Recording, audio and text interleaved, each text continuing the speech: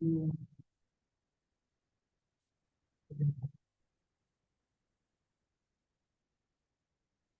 evening and welcome to the January 15th special budget meeting. Members of the public were provided with the following methods to watch and or participate in this open meeting.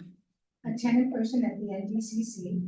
Watch the live stream by accessing the meeting on the Township YouTube page. Good evening and welcome to the January 15th special budget meeting. Members of the public were provided with the following methods to watch and or participate in this open meeting. Attend in person at the NDCC. Watch the live stream by accessing the meeting. You can attend electronically to observe the meeting or to speak to an item on the agenda by registering with the Clerk's Division in advance. You can submit written comments to the Clerk's Divisions that have been provided to the Mayor and Council and will form part of the public record. I'd now like to call the meeting to order. Can I have approval of the agenda, please, Councilor Rowland? For myself, by Councilor Williams, that council adopt the January 15th, 2024 special budget meeting council agenda as presented. All those in favor? Carrie, thank you.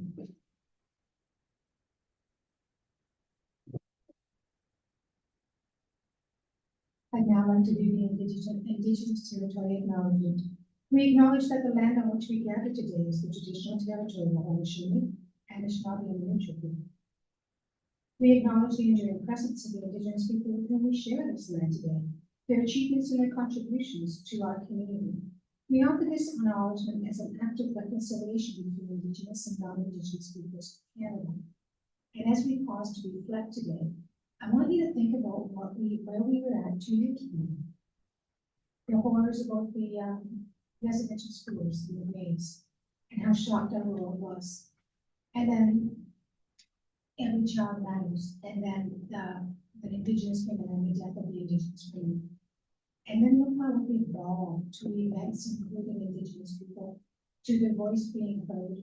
So we're walking step by step with our Indigenous partners to make this happen. And let's reflect on what has gone wrong and what has gone right, and how we can continue to move forward.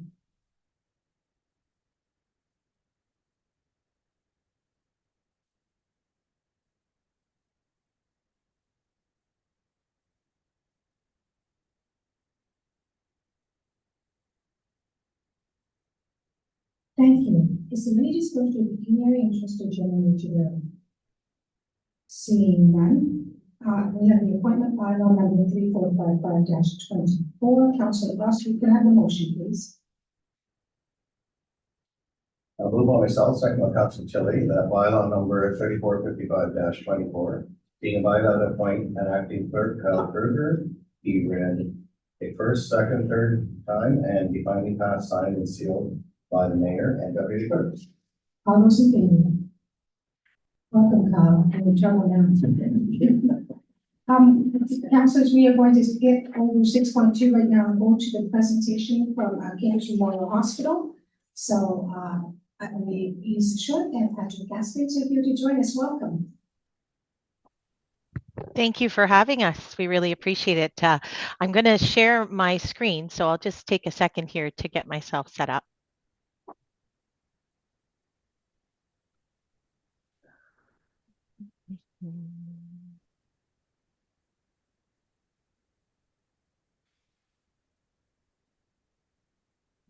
Well, so I thought. Can we have somebody do that for you? Well, it's internet, I think, rolling through, starting on the wrong page. There we go.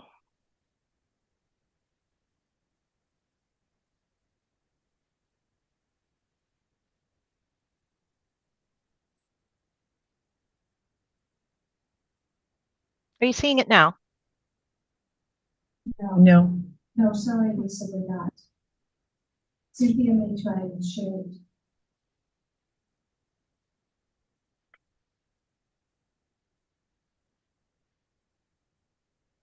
it. That's unbelievable.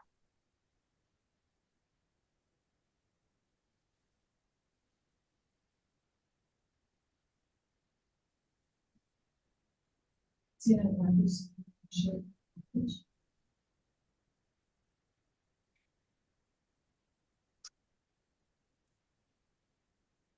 not sure what's going on with it. It's okay, Lisa, we'll get there. See if he's trying to share it from our package.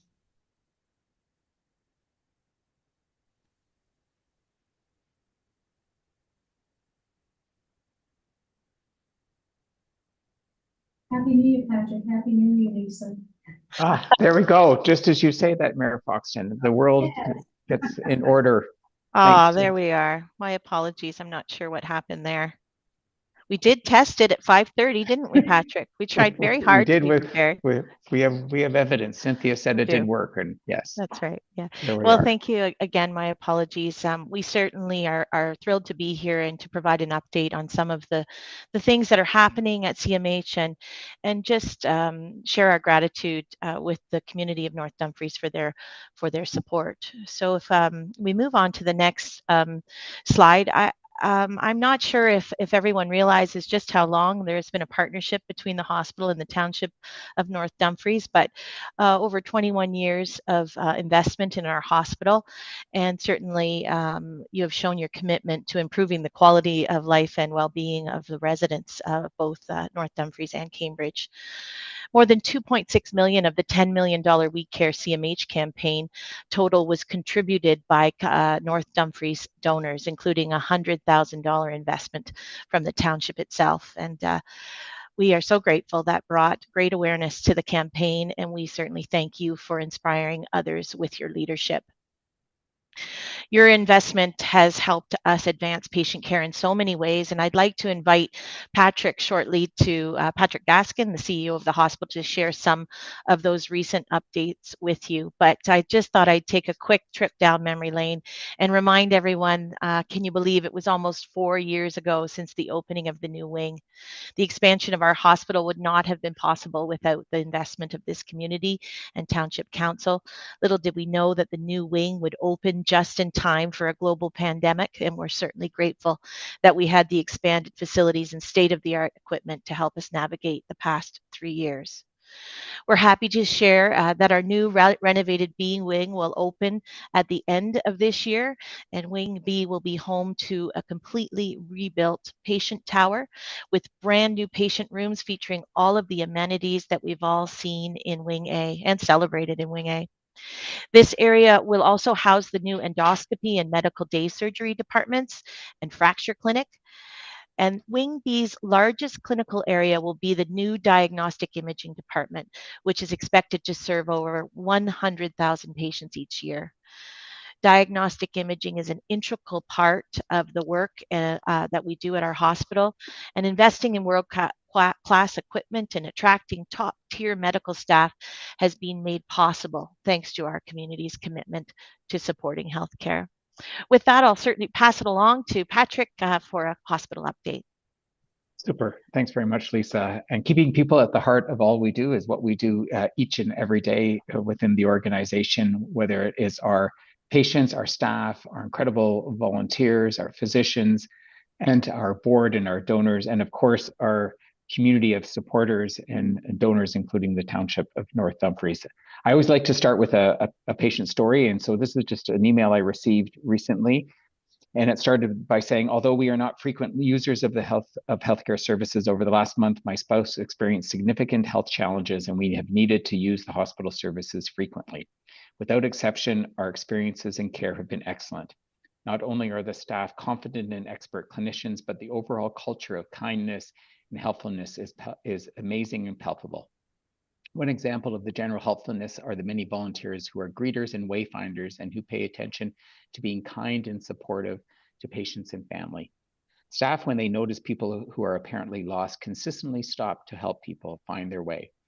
Although we know the healthcare system is under stress, it has not been noticeable to us on the receiving end of care. From patient registration to the emergency department, to lab, to diagnostics, to minor and day surgery and the pre-op clinic, the staff have been exceptional. What prompted my note today was a very helpful visit with Dr. Lin this morning. Dr. Lin is one of our expert anesthesiologists. Her clinical knowledge and assessment were impressive. The author writes, she paid attention to listening carefully. Our visit with her this morning was so helpful in preparing for the surgery and building confidence for next week. And just to let you know, I heard back from that patient's loved one after post-surgery, and all went well, and their health journey continues.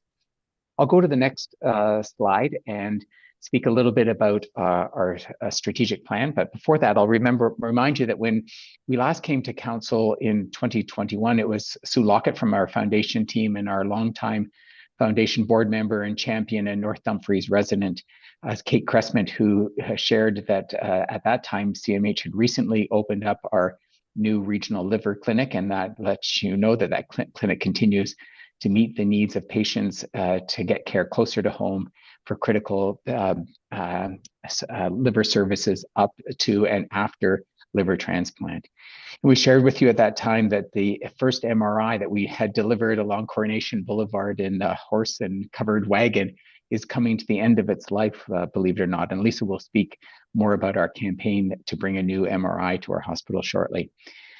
But to me, most importantly, since we last met, was updating our strategic plan. And we took an opportunity to consult with the community and stakeholders in the middle of the pandemic to hear what was important to them and where they wanted the hospital to focus.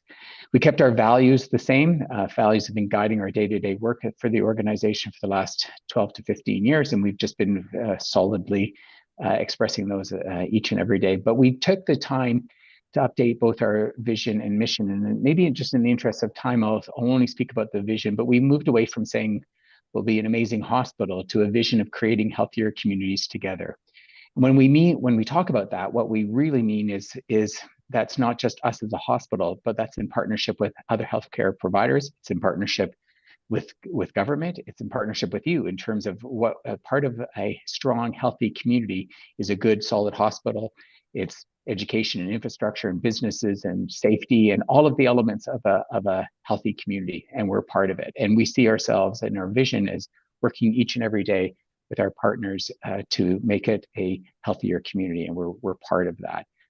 Our strategic plan also, then we took a time to look at where we needed to focus, and we came up with 5 strategic pillars. And I'll go around the wheel really quickly in the interest of time, but in terms of advanced health equity and knowing that COVID showed us the inequities of healthcare and how marginalized populations are underserved. So we've got efforts and work underway around that. We've most recently changed our translation services. We've got an Indigenous Council that is up and running, our Diversity Council. So a number of initiatives in terms of advancing health equity. In terms of Elevate Partnerships in Care, as part of our new Wing B and our expansion of services and essentially a brand new hospital, we have a new clinical services plan. And so growth plan for almost every single one of our clinical programs. Under Reimagine Community Health, we see and are in the process of procuring a new hospital information system, the state-of-the-art clinical information system to aid our clinicians to provide the best care possible. Under Increased Joy in Work, we know healthcare is a stressful business and it's been tough through the pandemic, and we have a strong focus on the wellness and well-being of our staff, physicians, and midwives, as well as our volunteers. And so we've been working across the board on that. And under Sustained Financial Health, each and every day, we had 13 plus years of balanced budgets. We commit to continue the growth of the organization and to strong financial stewardship. Most recently, we're approved for an additional 22 beds from the government, which is just adds on top of the work that we've done around Wing A and Wing B renovations. But our goal is to be the best community hospitals to serve Cambridge and North Dumfries. I'll go on to the next slide and just speak briefly about some of the new services. I mentioned Liver Clinic already in terms of what we've provided since we last, or as when we were last here. But since then, we have had a couple of other regional firsts. Endoscopic ultrasound, patients used to have to go out of region for that service. Now across Waterloo, Wellington, they come to us in order to receive that service. It helps in terms of the diagnosis and management of some gastrointestinal diseases. So it's wonderful to have that service closer to home. MAGSI technology we've introduced, which provides less invasive, more efficient pre-surgical care for women needing breast cancer surgery. In the previous days, you would the radiologist would put a wire into the breast to locate the lesion, and now MAGSEEDs are inserted weeks prior to the surgery, and much more comfortable and much easier and more patient-centered way in order to provide that care. Liver Center open, running, as I said, and expanding in terms of the services that were provided. And not on the screen, but most recently we were designated as a breast assessment site, the third in our region, and recognition of the way and the wraparound services we provide for women experiencing breast cancer. And the last bullet there is that we just announced in the last month or so that an Ontario first, that we have recently began to use artificial intelligence technology to screen for and assess bone mineral density. And this is a powerful tool that allows the radiologist to identify bone density earlier, and that allows for earlier intervention and the opportunities for prevention and treatment, which is great to see. I'll go on to the next slide, which I can't not tell you that in November we had our accreditation, which is we every 4 years have an on-site survey team that comes, assesses us against about 1,700 standards, and they came most recently in 2019. They assessed us at that time with the highest level and of standing at exemplary standing. They came back in 2023, 1,700 standards. We only missed 4 of them. And again, once again, your community hospital was awarded the highest possible standard from Accreditation Canada, a focus on quality and patient experience, and our focus in terms of making sure that we provide the best possible care to our community. Ton of work across the organization for our staff, for our physicians, for our volunteers, but it really speaks to our commitment to serving our community well. On the next slide, I use every opportunity to speak about one of our other furry friend firsts that we could say is that we are the first hospital to have a national service dog certified facility dog focused on the well-being for our staff physicians and volunteers. Ember is a great addition. She's been with us over a year, and she is funded through the national, was provided free through the National Service Dogs and their program, and her care and well-being is supported by the Hallman Foundation, the Wellness and Wellbeing Fund that the Hallman Foundation provided to us in order to support Ember's care.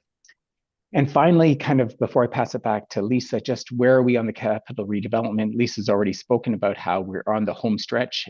We will be completing the capital redevelopment this year, which will give us the most technologically advanced hospital. I've always said it's essentially a brand new hospital. Every single inpatient room is updated and new, the state of the art.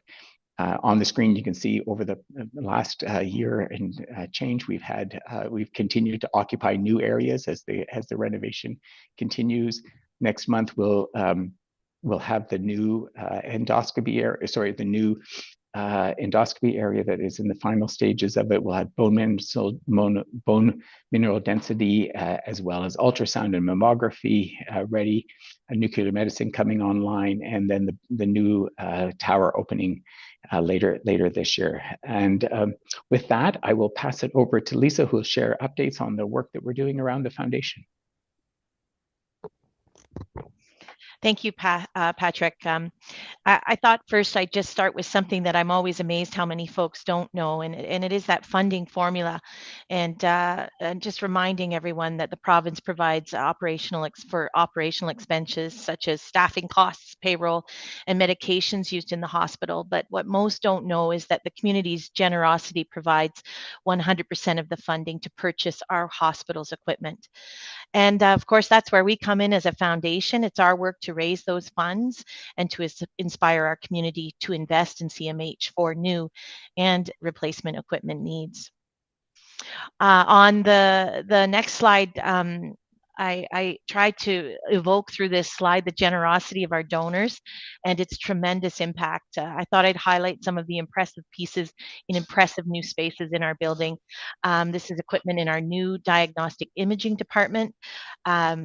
I don't know why I get this slide, Patrick. I think you should, because I have to speak a little bit about what these machines do. So the fluoroscopy machine is a type of imaging procedure that uses several pulses of X-ray beam to take real-time footage of tissues inside the body. And it's sort of deemed a moving X-ray, testing to investigate things such as digestive system issues, for example. There's also a picture of the X-ray room, which we're quite proud of, and that uses radiology technology to create pictures of your bones and soft tissues, such as organs. The last one I think many of us have heard of, and if you look really close, if your screen is really great, you can see the ceiling in that room is a photograph of the sky and some beautiful apple blossoms, I think, to help patients be at ease during the CT scanner procedure. And of course, I know you all know what CT stands for, which is computed tomography. And it's an imaging test that uses a computer to put a series of X-ray images together to create detailed 3D images of organs, tissues, bones, and blood vessels in the body. So there's your lesson for tonight on some of this equipment. And the next fun fact is that these items alone cost about $2 million. So we have those installed at CMH, and we're grateful to our community of donors and for the efforts to bring this technology to our hospital. Each year, the hospital has an extensive list of equipment needs, and between 2022 to about 2025, 26, the cost to purchase new and replacement equipment is about just over 20 million. And these needs equate to an investment from the foundation of more than $5 million each year. So this includes everything from incubators for our tiniest of patients to state-of-the-art diagnostic imaging tools, and they're all funded with the community's generosity. So some of the most significant items we need are listed on the slide, and these are just 3 of approximately 150 items that the hospital needs in the next few years.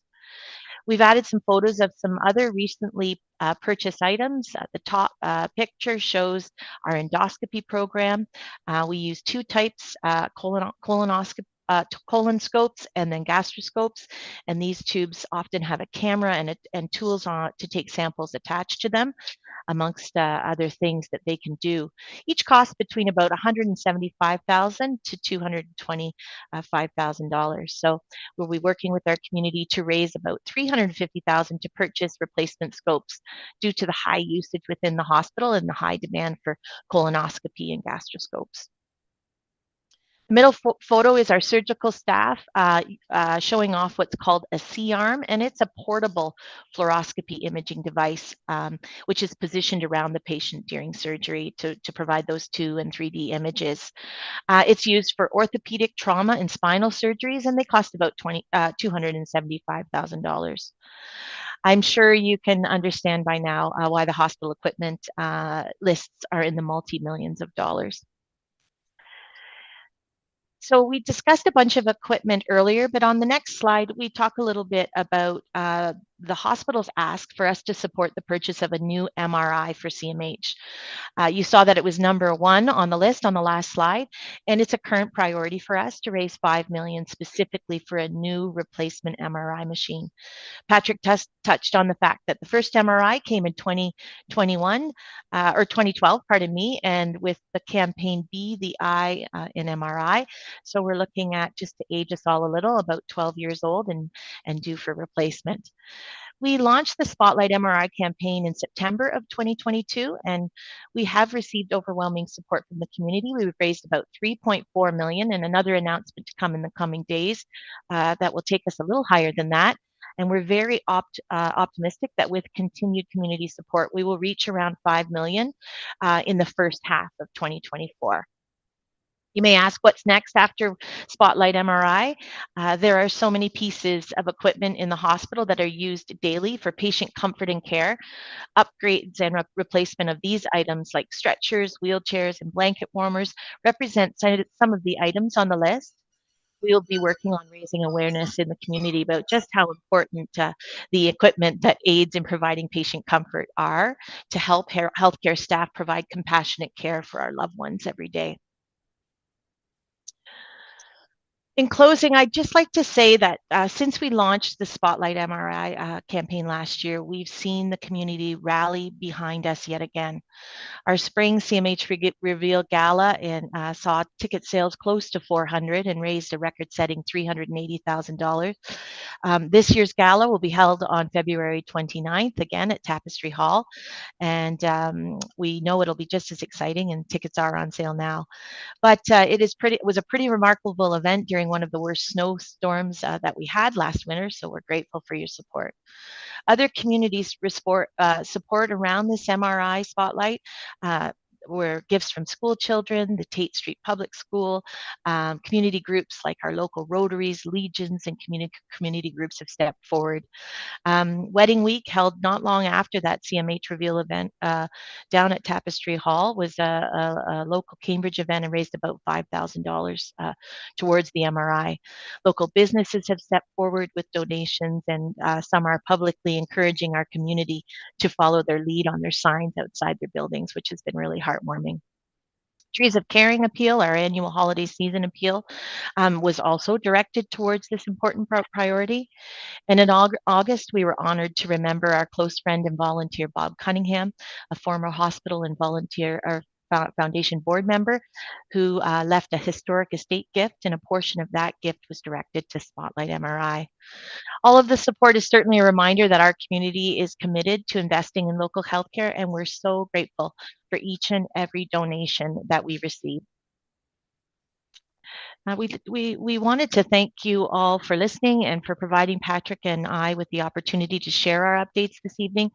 We hope that you are as excited about the changes to your hospital and the updates to CMH as we are, and certainly would answer any questions if that's appropriate. Thank you, Patrick and Lisa. And councillors, are there any questions? Seeing none, we do want to wish you the absolute best. And I hope I don't need any of those machines, but I don't want to jinx it, knowing that. And Councillor Tilley has the motion, please. Moved by myself, second by Councillor Osner, that the presentation received from the registered speakers Lisa Short and Patrick Gaskin regarding the Cambridge Memorial Hospital Foundation be received with thanks. So once again, thank you very much, and we will probably discuss this during the budget process, but you take very good care of yourselves. Thank you. Thank you very much for having us. Bye-bye. All those in favor? It's carried, thank you. Now we'll proceed to 6.2, which is the draft budget.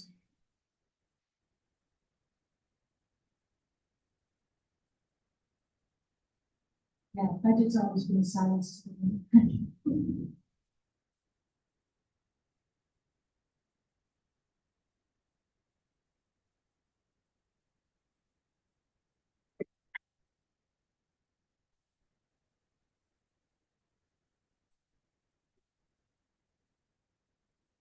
Thank you, Madam Mayor. I have a presentation to go through, and part of it will lead into discussions of each department. So if there are any questions, please stop me as we go through and discuss.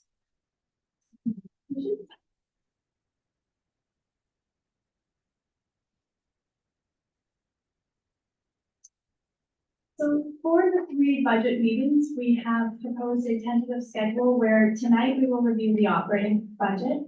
On Wednesday, we'll review any other items of the operating budget as required and review the 2024 capital budget. Then on Thursday, February 1st, we will finish any capital items. If there is any outstanding, we'll follow up on any operating budget items that might be outstanding or have come up. We'll review the 10-year capital forecast and also the 3-year department business plans. So for tonight and the review of the operating budget, we'll provide some general overviews of the budgeting process and key drivers.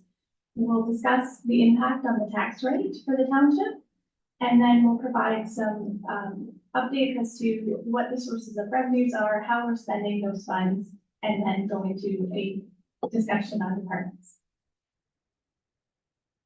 The 2024 draft budget before you is proposing a 4.2% tax increase. I want to remind council and the public that property values in the township, as in the entire province, continue to be assessed at the 2016 assessment values. And it's not a reflection of any current market rates, so please don't consider what your house might be worth today and apply the tax rate. That's not how this would work. You need to go back to your last tax statement to see what the assessment is or any notices from NTAC. The composition of the total tax bill that our ratepayers receive is actually 26% kept by the township, 15% goes towards our school board, and 59% is actually the region of Waterloo that we collect on behalf of. When you look at our assessment composition for the township, 70% of our assessment comes from residential and multi-residential units, with the balance being made up of our farms, our commercial industrial properties, our pipelines, and our managed forests. The 4.2 property tax increase that we are proposing would result for the average assessed household in Northumbria an extra $50.80 for the year. If you were to look at per 100,000 of assessment, then it is in total $280. That's not the increase, that is the total for 100,000. So again, that can help people estimate what their tax bills would be. When you factor in the air special area rate, because of the growth within the village of Ayr and the changes in the assessment, it actually only goes up by $50.52.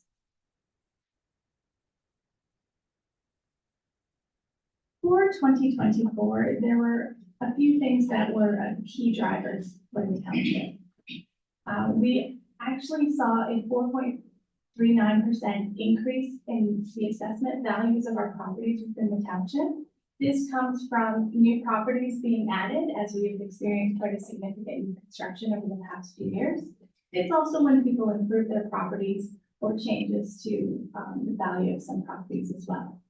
There does continue to be a lag in the timing. MPAC has 3 years to fully assess a property, a brand new property or changes to it. We are continuing to work with them so that they are actually about 92% within 1 year of completion of the bill is being added to our assessment bill. But that does leave some properties that are still lagging behind. While the inflation rate in Canada has come down significantly from its peak in January at 5.9%, it still continues to be a source of increased costs for the township. We are expecting that the inflation rate will come down by 2025, but I think we said that last year as well. So there's hoping that the Bank of Canada's indication of a return to a more targeted rate is accurate for 2020. For the end of 2024. And of course, we are still continuing to experience supply chain issues and delays in shipping and backorders of items or increases in pricing because there is very few available items.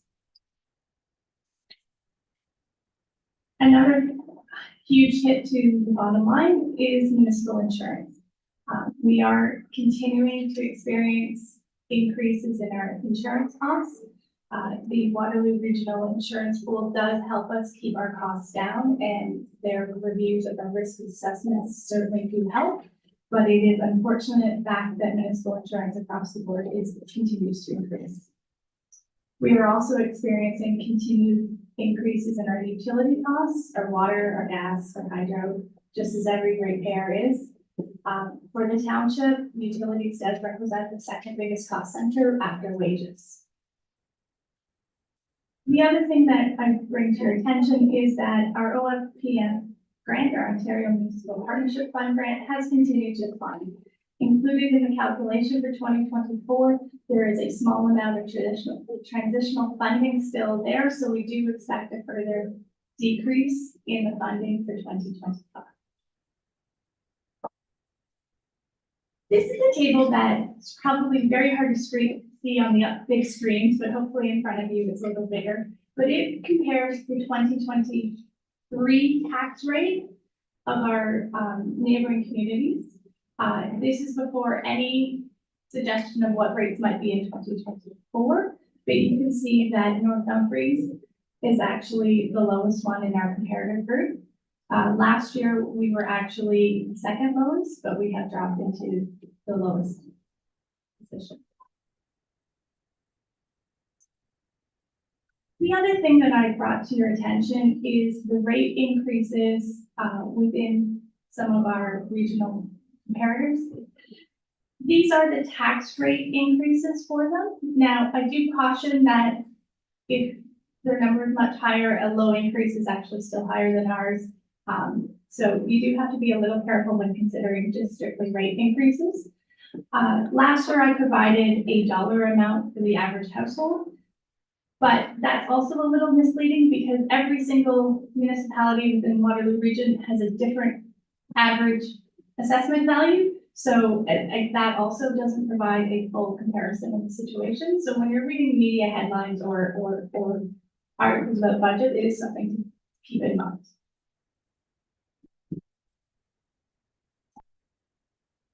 In 2024, we have the same sources of revenues that we have in the past.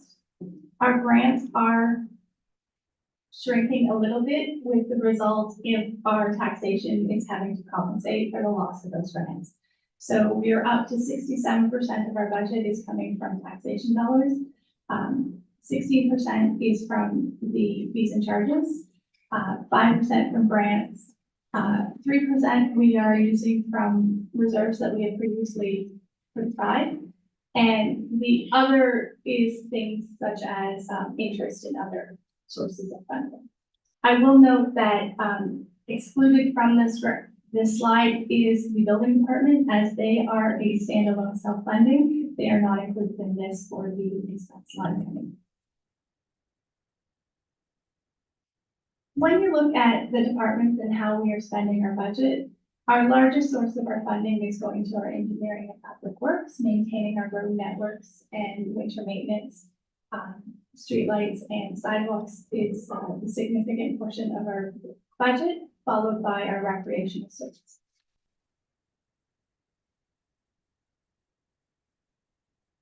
The other thing to note is that the draft budget does propose transferring to reserves $2.6 million. Now, this amount includes both $1 million for capital and other reserve transfers.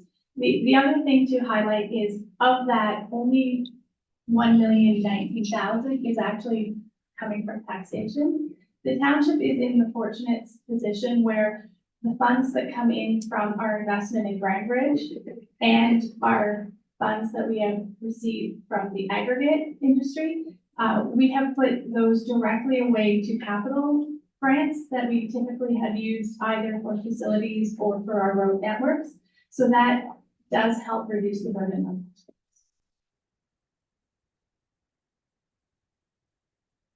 Since the budget was released in December of 2023, I would like to just highlight two changes to the budget. The first one is that the Canada Community Building Fund, or gas tax as I still think of it, actually decreased by $4,000. There's then an offsetting decrease in the transfer to reserves. They released early January the next 5-year allocations. So we will see a continued increase after 2024, but for 2024, we did lose that $4,000.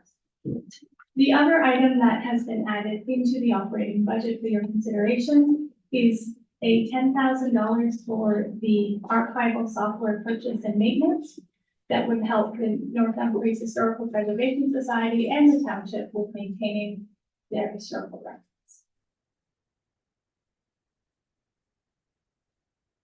At this point, I'd like to turn to the department highlights. If you'd like to follow along with your budget books, you can. If you have any questions on the departments, if you'd rather wait for the end, okay as well.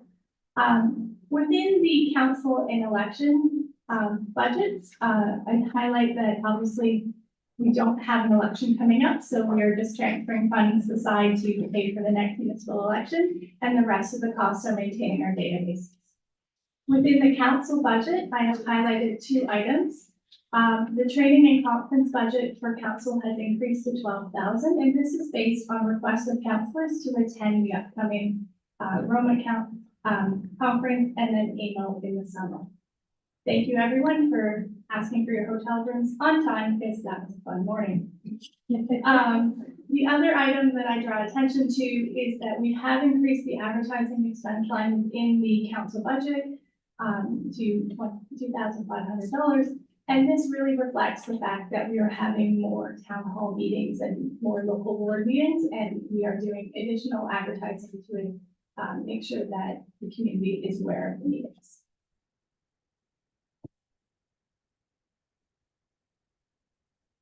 If we turn to the corporate services budget, new for 2024 is the operating costs of the lease of the new town hall space. Now, we are proposing that that be funded as a transfer from the Grandbridge investment fund, so it does not impact the tax levy for 2024. The other thing I will bring your attention to is the community grants. For 2024, we are proposing a budget line of $36,500.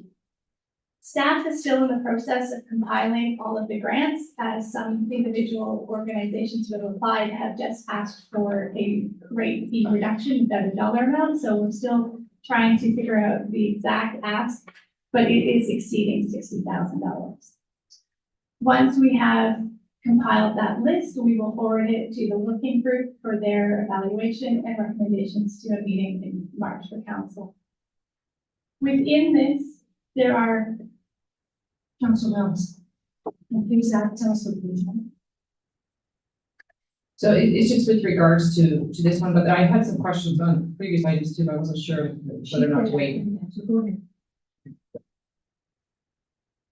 Tell us.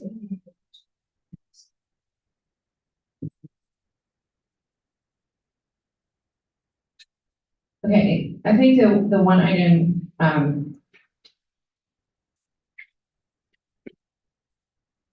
so with regards to updates to the conferences and training expenses, so that would be on page 14. This is because there are counselors who wish to go to conferences a year, right? So we're just changing that. I was also wondering about the council and staff relations. That increase there, because in 2023 we used about 1,000 and now we're upping it to 1,700.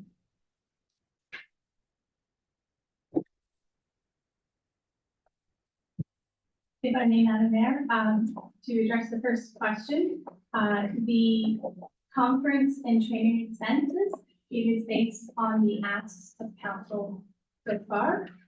So the mayor has requested going to 2 conferences, and then 3 councilors have asked to go to Roma, and one councilor has asked to go to Roma, and then 3 councilors have asked to go to AMO. So there's 1 extra conference attendee, which is why that.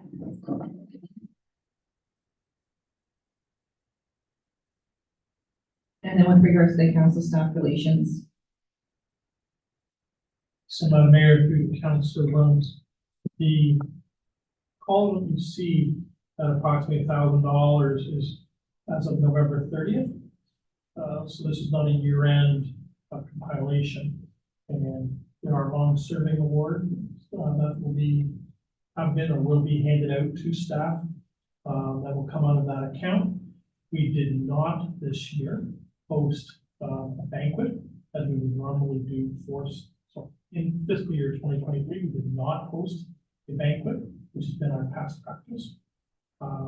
And so the budget for 2024 counts the increased costs associated with hosting the banquet for staff and council, as well as the projected long-term service awards for calendar year 2024. When was the last time you considered those awards? Madam Mayor, the last formal session we had with staff was leading into the pandemic, sort of in the fall of 2019.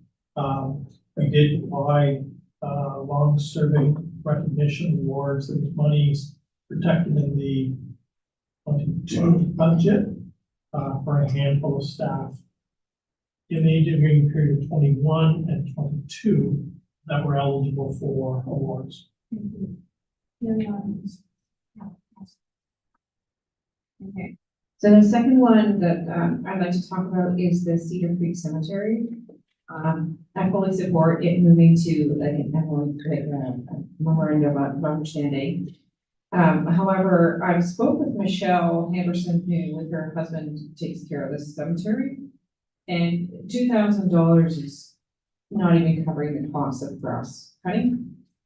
This is a very small cemetery and they haven't sold any plots for a number of years. So they are draining through their finances.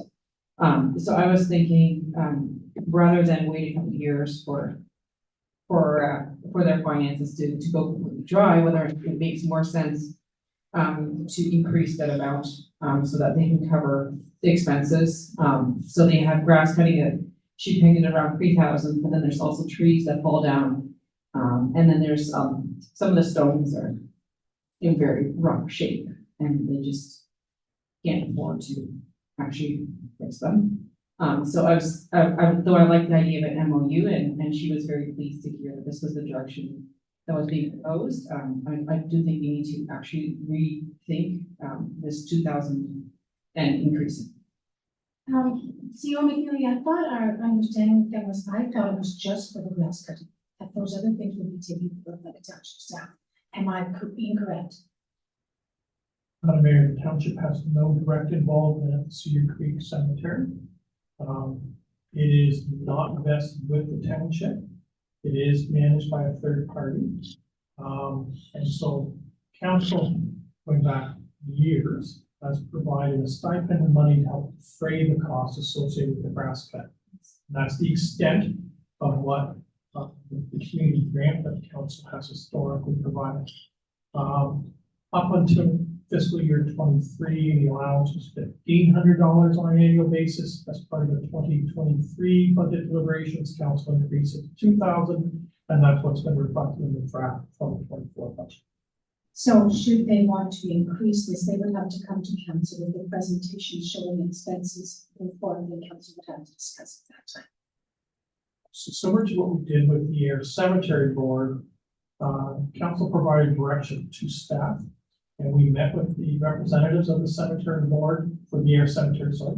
And at that point in time, we identified basically a 10-year program for our board, which looked at both how to assist them from an operating perspective to grow their revenue stream, as well as some capital lending. And from that, we were able to come back to council and actually have a program that looked multi-year. There was a memorandum of understanding that fleshed out the particulars. So one component of the MOU with the Ayr Cemetery Board was the restoration of tombstones. In some cases, the concrete pedestals that the actual tombstone sits on, they started to settle or significantly lean. And so there was a certain amount of money each year from a capital perspective that was to be deployed on restoration of those tombstones, so that we didn't continue to witness continued deterioration of the tombstones. We have not had the same discussion with the representatives of Cedar Creek Cemetery. If that's something that council wishes staff to undertake, then one of the outcomes of today's meeting, again, will be perhaps putting forward a resolution and staff will initiate those discussions. So council wants to assume that you will put forward a resolution and we can discuss this. And at that time, the resolution will let staff to work with the people in doing so. Also, Cedar Creek Cemetery is really quite wet, isn't it? It is a little bit different. Yeah, it's lower area and it's just, oh, yeah, there's a lot of things.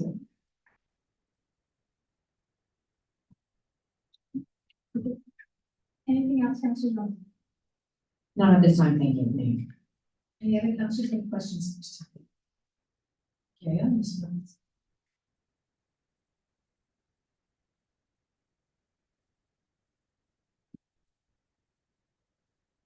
Yes, I do apologize. There is a typo on my slide. Somehow I misspelled Scott's. Scott's Women's Institution, and I do apologize. And I will have it corrected for when it's posted, but, yes, as well as the Cedar Creek Cemetery being moved out, the working group recommended council that the, Sheffield Lion Club that, maintains the building of the Scott's Institute, we pulled out a community grant to be added as a separate budget line, as that grant allows us continued access to a building within Unit 4 for town halls. So that is the other difference you see in additional lines of corporate services. Moving on, if there's no other questions about corporate services, moving into the fire department, the major increases within fire services really relates to vehicles. And this is resulting from our increased numbers.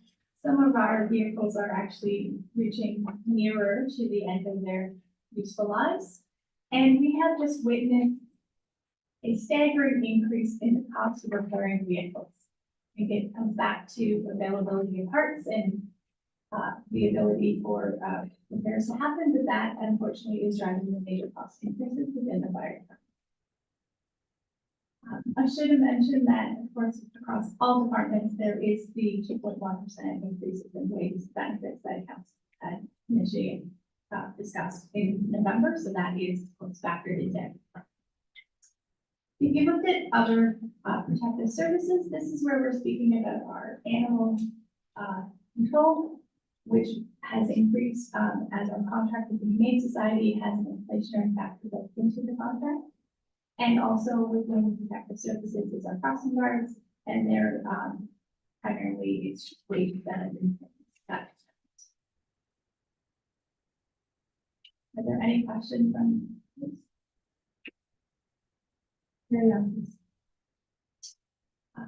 Within the engineering and public works, new for 2024, the township will now be providing its own streetlight maintenance. This has been brought to council's attention in the fall as we have requested continuation with the current contractor who Grandbridge Energy had been using. Again, we have done our best to estimate exactly what that may cost us, but that is a little bit of the high estimation as we did not get very specific details from Grandbridge to drill down to exact number of employees. The other major line within this department, of course, is our winter patrol, and costs continue to increase for salt and sand. And then we have the annualization of the annual contract. It was a 5-year contract when it was signed, so that has the inflationary factor.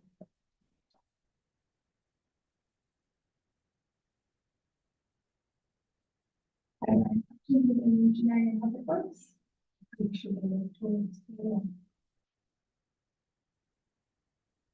New for 2024 within the leisure and community services, we have the Applewood Parkette and make sure I say this right now, Scanon Park. Scanon Park. Within the Scanon Park, we do have a new spray pad that will be opening next summer. And then the rest comes with hydrant and water costs, so you will see that the leisure and community services costs have been continuing to increase. 2024, 2025. 2024. My understanding is that it was fully installed this past fall, but they waited to turn it on because we were going into winter and surprisingly, no one wants to get wet in the winter months. So that will be open next, beginning of next summer. Also within the community leisure and community services line, there continues to be increased costs for property maintenance, the refrigeration, and utilities for both the North Dumfries Community Complex and the Air Community Complex. Those are being monitored by staff, but there is a major cost for the department. Within the planning department, we continue to wait with bated breath for the full impacts of Bill 23. Staff continues to monitor the changes to be able to make sure that we are staying ahead of understanding how that will impact the department. Also within as we previously discussed, we now have $10,000 within the Heritage Department to fund the archival software. The Building Services Department is a self-funding department and does not have an impact on tax levy.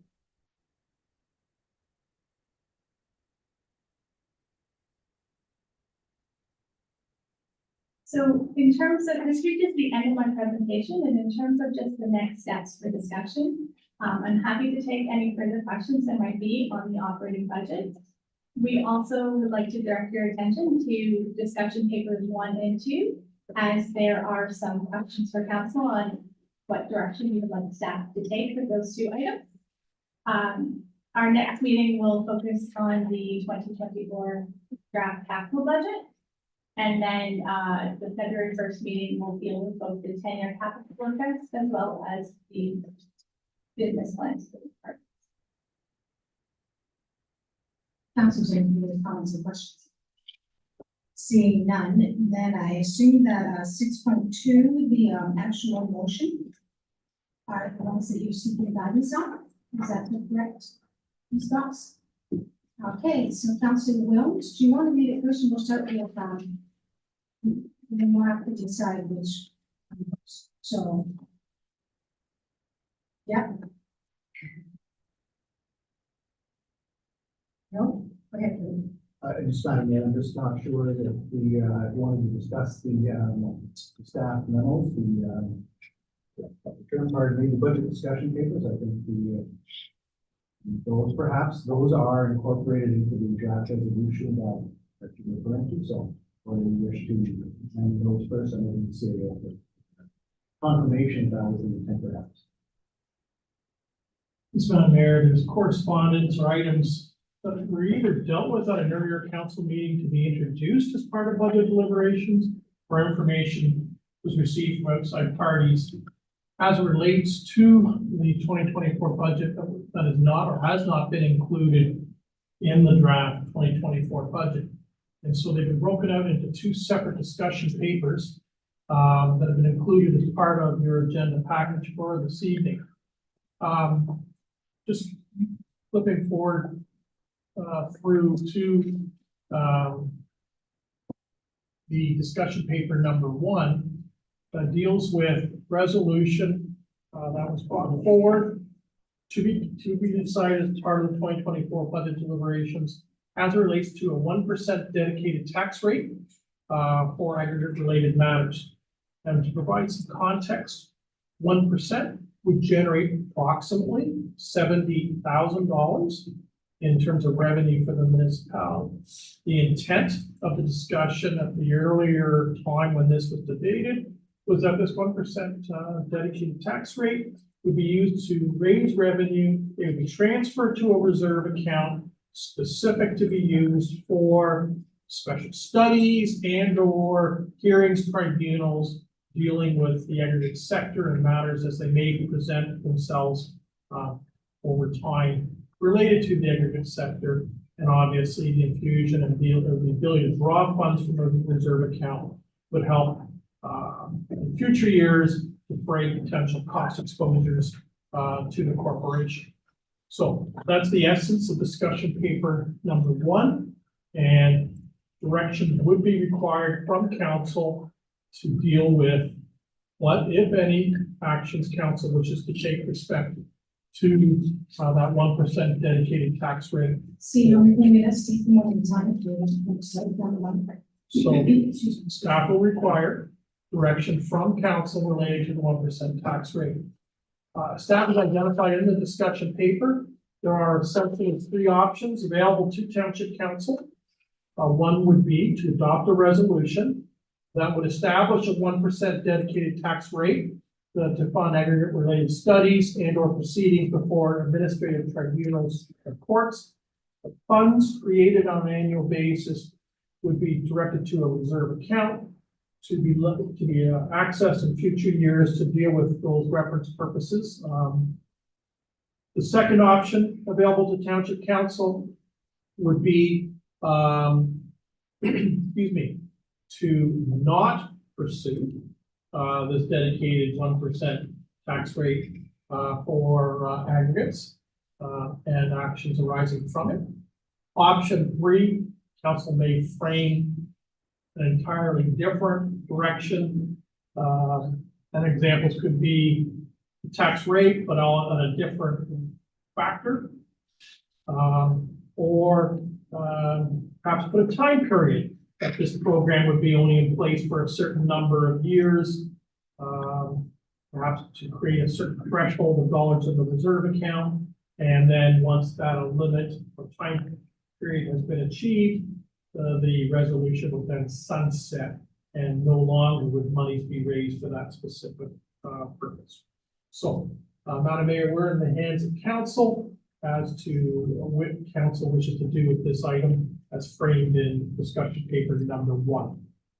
Councillors, comments, Councillor Tilly, and Councillor Rowland. I recall this discussion that was brought up. And I guess my only thought after listening to it, and I understand, I guess, the theory behind it, is just the quantity of dollars per year that we would be putting into something similar to this, and the timing of it. And I understand that we do need to work towards having something available to it, but I'm just wondering if it was just redundant. And I just, that was just my, not my concern, but just curiosity, just to see where the dollars are actually going towards something like this, and is this already kind of happening? So if I could get some more clarity on that. So, Madam Mayor, through to Councillor Tilly. At present, there is no aggregate reserve account specific to what's been framed in the original the original discussion that's been carried forward for debate and discussion tonight. So we do not have a dedicated reserve account in this regard. We are not on an annual basis specifically contributing funds to such a reserve account. When we deal with special study and or a tribunal administrative hearing, it's funded out of that year's budget. I've given council 2 examples in the present time period. So for example, in the 2024 capital budget, we've identified a spend of approximately, I'm rounding, approximately $375,000 to undertake a comprehensive update from the exercise associated with the official plan. A component of that will deal with the aggregate sector and policies surrounding that. But there was no dedicated reserve account specific to the aggregate sector that we're drawing from. The township, on an annual basis, sets aside approximately $20,000 as part of the planning division budget, and that moves into reserves. So we've been putting money away to deal with this comprehensive official plan update. As it relates to ongoing litigious and or tribunal matters, we do have Ontario Land Tribunal hearing associated with the dance pit at 1107 Cedar Creek Road. I don't know at this point in time when that formal hearing itself will occur and how long in terms of duration of days, as well as the range of experts that would be required to attend that hearing. We do have our case management conference in early March. That will start to flesh out who's going to be participating and what the issues are. And then the tribunal will start to give us timelines in terms of what could be a potential hearing date. We could be dealing with this matter toward the back end of calendar year 24 or potentially into 2025. That remains an unknown.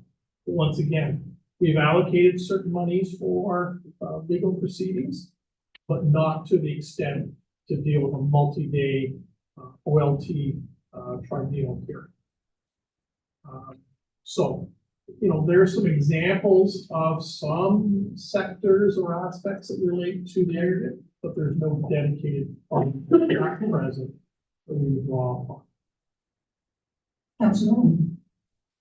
Madam Mayor, I'm just, through to the CEO, I guess, I'm just curious why we're tying this to 1% tax rate as opposed to our practice in the past where we just put a legal expense in with our administration is $30,000, where the planning is $20,000. As Councilor Tilly said, there's no number attached to this. 1% is an open-ended number. So I'm just curious, is there something on the horizon that we should be worried about? Or is there a number that we should be transparent about, to say, we want to put $20,000 into a fund, as opposed to saying just having attached to the tax rate? I'm not sure why we're changing how we plan for legal expense. Madam Mayor, through Council Rowland, this did not come from staff. This was an item raised as a business from mayor and councilor at an earlier meeting in October. Staff took the adopted resolution, which was to take this item for discussion and bring it forward to budget deliberations. As I noted previously, 1%, if you were to look at what does that generate in 2024 dollars, it's equivalent to $70,000. Council Rose and then Council Tony. The part I really like, this idea of having a reserve fund to look into specific aggregate matters. However, I'm wondering if it's a little bit premature. So this year, we're gonna spend quite a bit of money on updating our plan. And maybe from there, we will have a better indication of what kind of research we need to do further, what kind of studies we need to do further in order to make sure we can properly understand this aggregate sector and where it's going. So I'm wondering if I think we need to either reduce this amount or else defer it until after those studies are complete, because then we'll really understand a lot better on what we are looking at. I'm hoping, anyway. Just a thought. Council Tony. I'm really interested in, and please feel free to say it's just an idea, but Mayor, I was just wondering how, this is good insight, and it was an excellent, intelligent thought. I just wondering, was there something that led you to this suggestion? If I may. So studies and official plan updates is not going to cover the cost of going to a trial. See, McNeely, what do you think ballpark will cost us this year to do this tribunal? Madam Mayor, it really depends on a couple of factors. What issues are we debating in front of the Ontario Land Tribunal? I mean, if it's narrowly focused, let's just say on dust and noise, that's very different than if we're looking at arguing and also adding in agricultural impact assessment and rehabilitation and area natural features and systems. So not knowing yet what the fullness of the items for debate would be in front of the tribunal. I don't know what the roster of consultants would be. The other is we have had some initial discussions with the City of Cambridge staff about using common technical advisors and experts to narrow our costs that would be borne by both respective municipalities. Depending upon how that matures, that could potentially be a savings. We would have, in addition to that, legal counsel representing and arguing, putting lines of question forward on behalf of the corporation.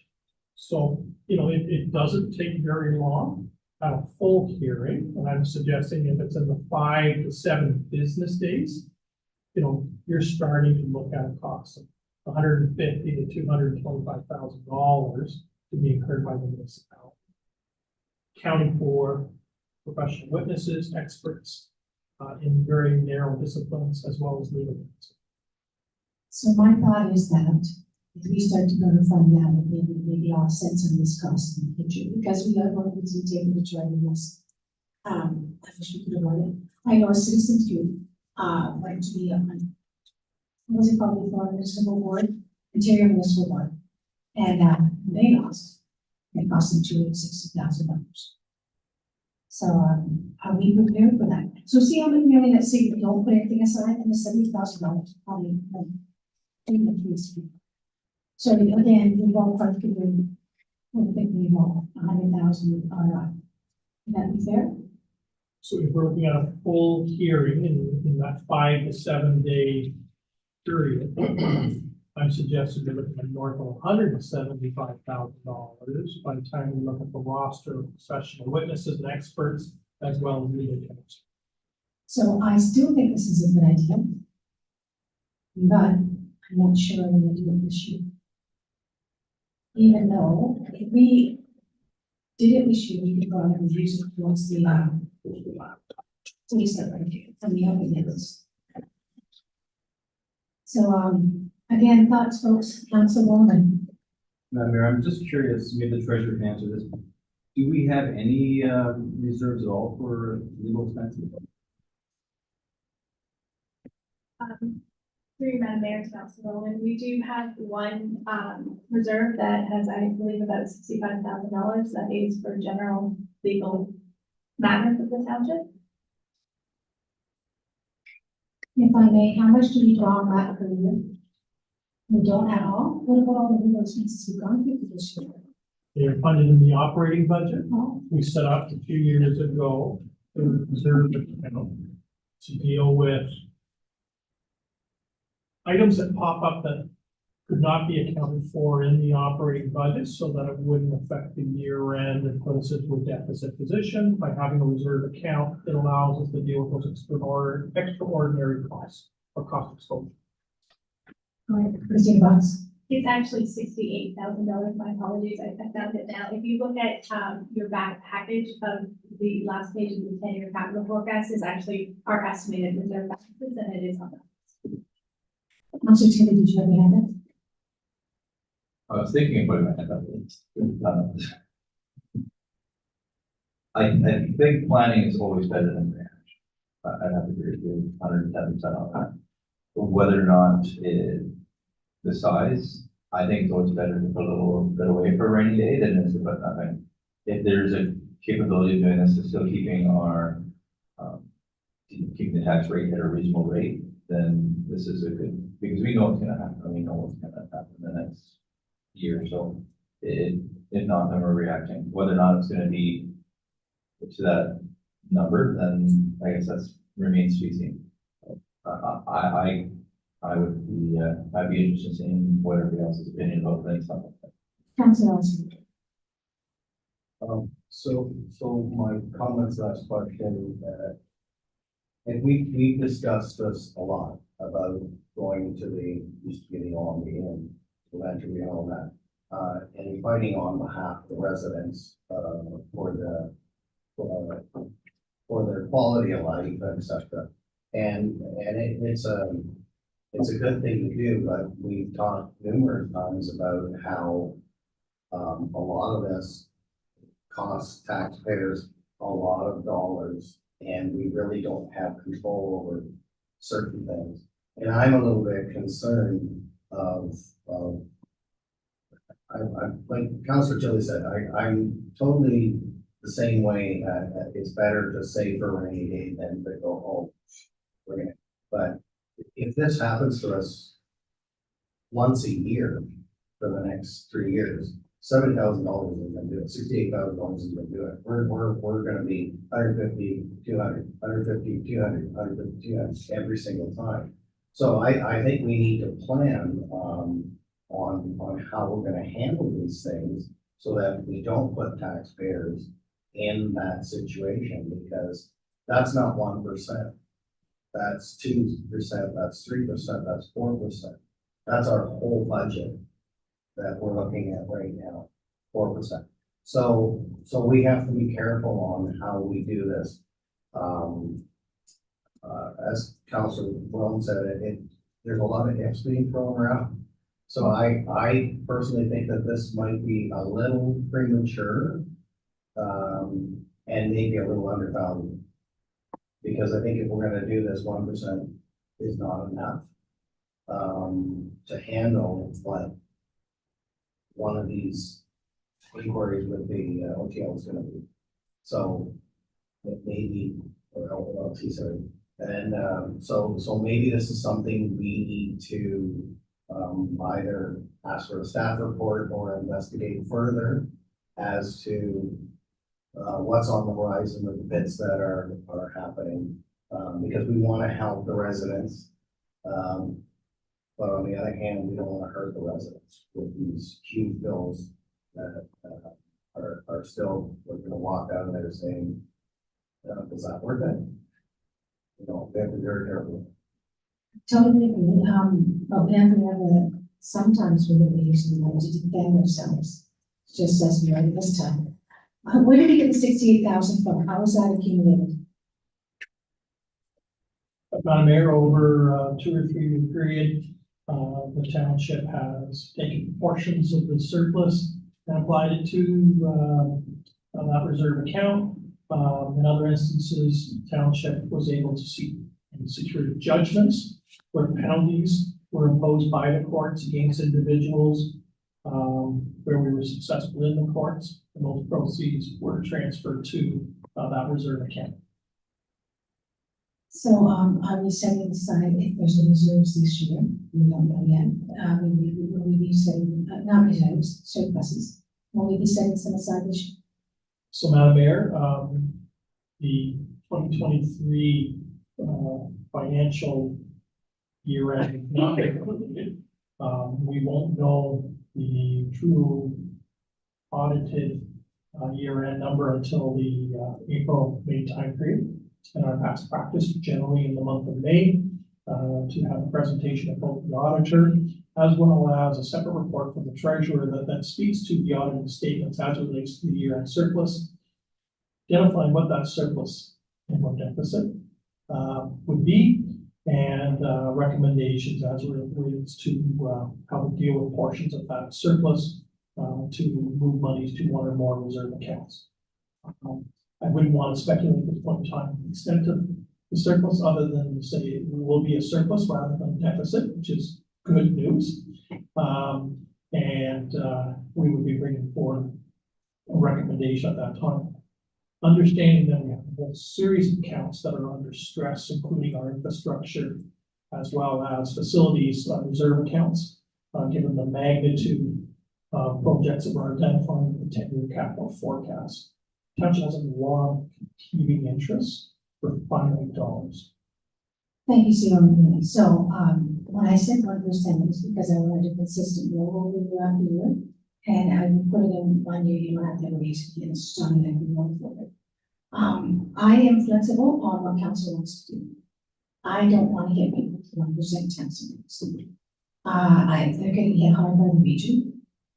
They're going to get hard enough by us. We didn't even want to go 4.2. We had to because of the things that did not come through with the province. So, would 0.25 be okay, or are we saying defer it another year? Or we know we're not going to cover the expenses this year. So when are we going to get the funds this year to offset this? Mayor, I don't know if we're going to have a hearing this year. I won't know a better timetable until the conference occurs on the 8th of March. We identify the magnitude of issues, who the participants are, and then further refining those discussions with our counterparts at the city of Cambridge to see whether or not we share certain common concerns and can partner on retaining professional witnesses or experts. And then the final aspect is, when is the board actually available to convene a hearing, given the block of time? And I would suggest to you it's probably going to be in the order of 5 to 7 days to deal with this matter. And they may not have an available block until very late 24 or early 2025. So council, I'm at your discretion. I'm not pushing this hard. I think there's a need for it. How much and when we do it is at our discretion. I need your ideas, I need your thoughts. Councilor Tilley. I'm in agreement with something with 4% better than nothing. It's going to be there. It's not a huge increase, but it's something at least we're planning. If it's something we don't use this year, but it's something we use the following year, it'll go greater speed. And with our good feedback from our staff, we'll know if we need to increase or change that. That's fine. Councilor Ross. I think I'm okay with the 0.25, but I do find it, I'd be almost more comfortable with deferring it, but I can go for it. Councilor Rowan. I would be fine with 0.5 if we could bring the budget back down to 3.5. So instead of doing 4.1, and staff could bring it back down to 3.5, and I'd be prepared to put the extra 0.5 back on for the legal reserve. I'm going to force. So I think the 0.6 increase we're talking about here I'm sure we can compensate for that. So we can get down to 3.5 and then we would have that. I'd be fine. Well, usually it's our folks, let's go for it then. And you got some suggestions. Question I had was, with the OMPF, it said that it came down by $41,000, but then the OCIF went up by $67,000. So wouldn't those two things basically cancel each other out? So if that was the case, then the 0.6 increase, I don't know why we would need that, then that would push back to 3.5.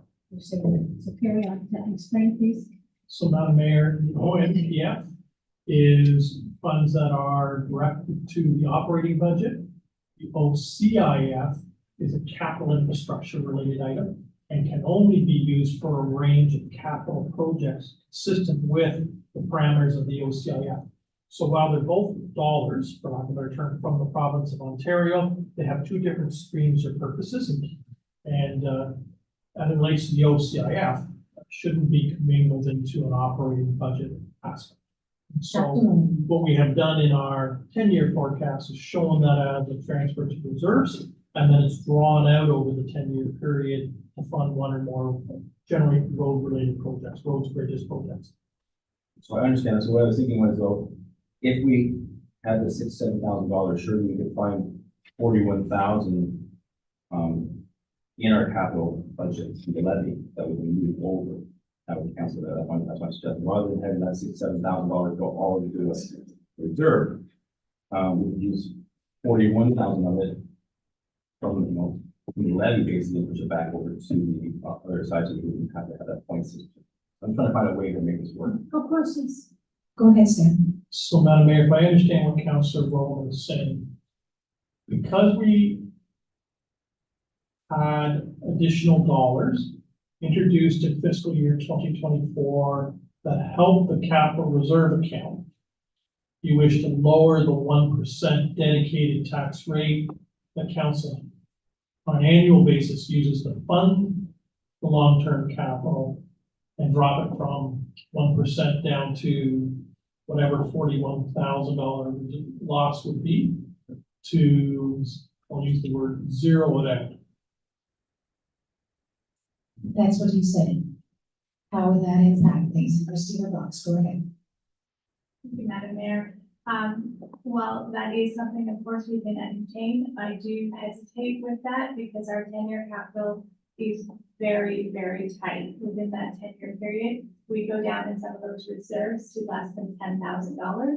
So by taking out that 1%, not only are you taking out some of that this year, we are taking out the compounding factor over that 10 years. So while it is an option, it is one that makes me nervous without us re-looking at capital projects and either delaying them or dropping them. And councilors, any other questions, comments? Staff, do you have any suggestions on where we could possibly cut $41,000? Madam Mayor, rather than trying to look at 300 some odd accounts and saying, well, let's take 15,000 from this, 3,000 from this. Council's direction, the staff is take the budget number draft from the approximate 4.2% down to 3.5%. We will return at the February 1st meeting with a menu of scenarios as to how we can make up that approximate 0.7% reduction in the base operating budget. And from that, you would then get a menu of options, as well as an explanation as to what the implications would be either in this calendar year or potentially, because some things have cascading influences for future years. You would then be able to make an informed decision as to what, if any, projects or programs you would remove out of the operating budget accordingly. And you have be able to put a running tally, for lack of a better term, as you start chipping away off 4.2%. So Councilor Rowan, you said that we would go for 0.05, was it that you want? 0.5%, so we did 0.5%, we went to the 3.5, and then 0.5%, you're going up to 4%. So staff, go ahead, Councilor Rowan. But also, if we don't spend the money, then we want to stay as a reserve. Correct. So, I mean, at the end of the day, the money is still in our reserves, and we don't think it's a legal expense, the money is still there to be used really for wherever council wants it to go. That's how reserves work, even though we named them, we can change the reserves to whatever we want them to be. So Madam Mayor, through the council role, that's correct. If council use the word repurposes that reserve account. I mean, the reality is, you can see there's a whole suit, looking ahead to February 1st, you'll see our reserves as of the end, forecast as of the end of December 2023. Those accounts some of them are within the purview of council to rename and authorize how they're spent. It will be a resolution of council, and then those funds can be moved to alternative purposes. Councillor Lawson. Excuse me, if we were to drop 0.5%, that's approximately $30,000, something. So over the households in North Dumfries, that's like what, $3, $4? So what we identify, sorry, Madam Mayor, through to Councillor Austin. If we were looking at $70,000 as a 1% tax rate increase, that would equate to the average assessed residential unit at an increase of approximately $11.50. Yeah. So if we're cutting it in half, Okay. it's roughly, So this is what I'm saying. I mean, like it's fine to like, I'm very concerned about keeping the budget responsible on that, but I think that staff has followed our direction as far as they could and gotten to the 4.2%. This reserve that we're talking about, I'd be more comfortable leaving the budget at 4.2% and deferring this topic for the next budget, for 2025 with a staff report as to how we can fit this in and what are going to be the implications. I mean, I don't see the sense of cutting what we need down by 7.7% and then tack on 0.5% for something that might happen. I think we need the money in our budget for what is gonna happen and what we need to happen. And I don't want to drain our reserves at this point to make these things happen or take things out that our residents need, like we put in our capital forecast for our communities, for all our different communities. I mean, it's a fine line. I understand budget. I mean, it's a great idea to do that. Like, I'd love to get it down to 3.5%, but how is it gonna affect our capital forecast and getting things done? And I don't disagree with these, Councillor Lawson. The only thing is that the tribunal is going to happen. We know that's going to happen. The free consult is, I thought it was March 18th. It is March 8th. It is the pre-case management conference, which is more administrative, setting up who's gonna be here, what are your issues, who are you gonna bring to the table. It's scheduled for March 8th. And so we know this is gonna happen, not the full hearing. It may not happen in 24, it's gonna happen in 24, 25. That's going to happen. So if we wait for 25, then we'll be prepared for the timing of it if it comes earlier in the year before we set a budget. So again, it's still a guessing game. Everyone comes, go ahead, you finish my question. Sorry, but as CEO, we said this might not happen till 25. And even if it does, if it comes in at $175,000, as I said, in order to make up $70,000 or 0.5% is only going to be $35,000. We're cutting our budget needs now to add $35,000 into this aggregate. That's not going to cut it. That's not even going to a fraction. That's going to be a fraction, and we're taking that fraction away from budget things that need to get that. Councilor. So I guess the question I have is back to my original question about the number. If tribunal is going to happen, we know it's going to happen, sure the staff have an estimate of what the tribunal hearings cost. In other municipalities, we must have a ballpark number.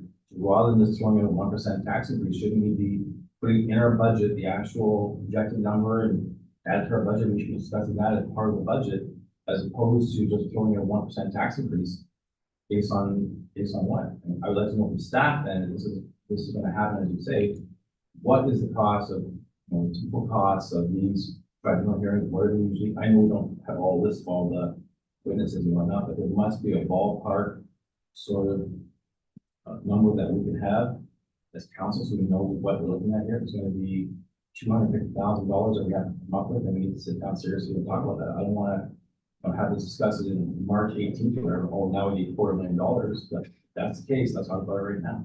So that's what the staff report, or whatever we need February 1st, so we have that information.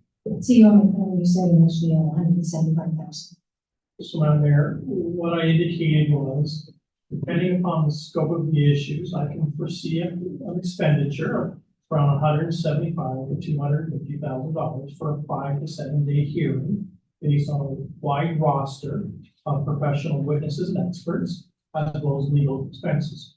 I'm hoping that that cost can be contained and perhaps lowered by partnering with the city of Cambridge, as an example, on some of those witnesses where there's a shared position between the two municipalities. Until the case management conference occurs on the 8th, I don't know what other issues may be presented, because I don't know the full range of potential participants at that future hearing until they reveal themselves on the 8th of March. I have another suggestion. We do surge in 2025, we look and see what we're getting as a surplus for 2023 and top it. That's fair. Anybody, Councilor Timber? At this point, I mean, I agree with what Councilor Austin says about having a report made up, but I guess we do have to wait for information, and if we're looking at a month or so, will that actually transpires where we're gonna have that information come available? There's really no sense, I guess, in doing a report before that information is done, or does come to us. I think that would probably be the soonest time I would think that would be necessary, certainly, for specific plans. If it's gonna be something where we're just gonna throw something in a pot and say, well, it's here in case we need it, then that's different than planning accurately. So if we were gonna put some dollars away right now, thinking, something's gonna happen, but we don't know how much, but we better put a little bit away, then that's one different thought. Being accurate and planning exactly as Councilor Roman has said, that's those two different things. So I'm good both ways. I guess maybe it doesn't make sense, and truly and honestly is we're at this point and we're just kind of just figuring this out. Do we need to get some more information from staff first and wait and see what happens? Or do we just put it on the books as something we're gonna say for? That's where we're at. Councilor Ramsey, do you have a hand? Thank you, Mayor. I found Councillor Austin's ordinance rather compelling about not sacrificing the things that we need to do on the basis of things that we know is going to happen, but we don't know costs, we don't know anything like that. It just feels very uncertain. Beyond like putting something away so we can say we started, which is like we put away $20,000 and it's $200,000. Like, did we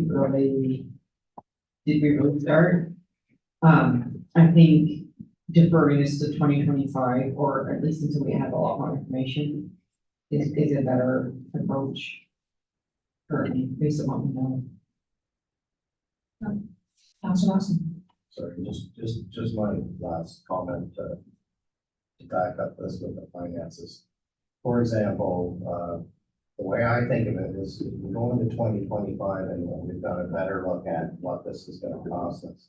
It's the same old thing with your own finances. You don't put the pool in if you can't pay your mortgage. So there may be some things in 2025 where we say we might have to cut out of our 10-year capital forecast. We got to put $250,000,000 to this fight that tribunal. So it may get to that point where we say, you know what, we've got to do 2 or 3% to pay for this. But we may have to cut something out of our 10-year wish list to pay for our mortgage, because you gotta pay what you gotta pay. But when you have to go into the excess, you know, we might not get pretty stuff because we've got to pay these bills. So we gotta pay our bills first. I think that should be responsible with our finances. Councillor Taylor. I agree 100%. So, and if I was gonna do my own personal money, I would do what you described as right on. And we do keep in touch and know what happens, as Upton did say, about where we're sitting with our surpluses and where we are in case we do have some. But to Councilor Roseman's credit, this is something that's coming down. It is something we're gonna deal with. It is something we're gonna have to see. It's just what gravity and how we're gonna end up dealing with it. I guess the time will tell a little bit better than right now, because it is kind of very vague. And we don't know all of the application, so this is going to happen unless they approach CEO McNeil and say, well, let's look at it. Just as the last tribunal happened, and it never actually did take place, we worked out a deal. The other option is, it depends on the number of parties that are at the tribunal, because if they claim party status and are going to fight it as well, and they have to pay a part of the cost. So a lot of it is up in the air. I cannot make a motion because I'm the chair. I can suggest why we make a motion asking for a deferral to discuss in 2025, to look at it in 25, and also consider using some of our surpluses once we see what the surpluses are to consider. I cannot make that motion, so my use would have to consider. Councilor. That's there. Yes. Yeah, good rate. Yeah, I would be comfortable, making that motion. Councilor, second, can you take that up, please, Fred? Just a suggestion, Madam Mayor, that with the draft resolution that you have, the whole package, there is the item on there, so you'll see, looking at the draft, that's before you contemplates this subject along with some others. So under section 3, that speaks to this particular staff, the discussion paper, you'll see there's a second option there that talks to the proposal Yes. to establish dedicated 1% reserve, not to be considered, I'm paraphrasing at this point, Yes. not the full extent, talks to not be considered in the 2024 budget. The addition that the mover could make a simple admit that include that and considered in the 2025. If you check Okay, that that part comes off, that would, I believe, cover all of what Oh, council yeah, was that's what it's discussing. Can we change the motion then to add on? Yeah, it's from 2025 process entering in 2023 surplus discussion. Yes. Okay. The next one on this item is, we're okay with this? We actually have to call the motion now and have a vote. We can't, it's all part of the one motion, so we're just amending the present motion. What my suggestion is, to the CEO, comments is if the council wants to have its mind to the last, item there for the staff discussion papers, and perhaps it will be dealt with if that's the council. So, the TAPMO one, any comment, questions? So, Madam Mayor, the ask that's been raised by TAPMO is for the township to recommit as a member in calendar year 2025 as a member of TAPMO. And based on our aggregate production, we would be at the maximum limit. And the ask is from TAPMO is for $5,000. This item is not carried in the draft 2024 budget. Council, as part of deliberations of 2023, decided to abandon the membership of TAPMO. Councilor Tilly. if I recall, the request last year was for $10,000 for our membership. Was that, it was 5 again last year, so, but I think it's, Before that was $250. that was the, Councilor Bowman. And Mayor, so my question, I guess, is what did we lose by not being a member of TAPCO? Did you get some sort of benefits, or was there, do you see any recognizable loss not being part of TAPCO? Ms. Fox, do you want to? Through you, Madam Mayor, to Councilor Rowland, staff did not see a noticeable difference being a member of TAPCO in 2020. Councilor Austin. If membership has its privileges and we don't see any privileges, then I'm not a member. If you were convincing council right now that these are the strong advantages of paying $5,000 for TAPCO, when we used to pay $250, then I'd say, yeah, convince me, and if it really benefits, if it helps our staff, if it helps the township, if it helps us at, at TAPCO itself, then great, yeah, but, if just looking at a look on your face is like, yeah, we're not getting any noticeable difference, then I say no to that.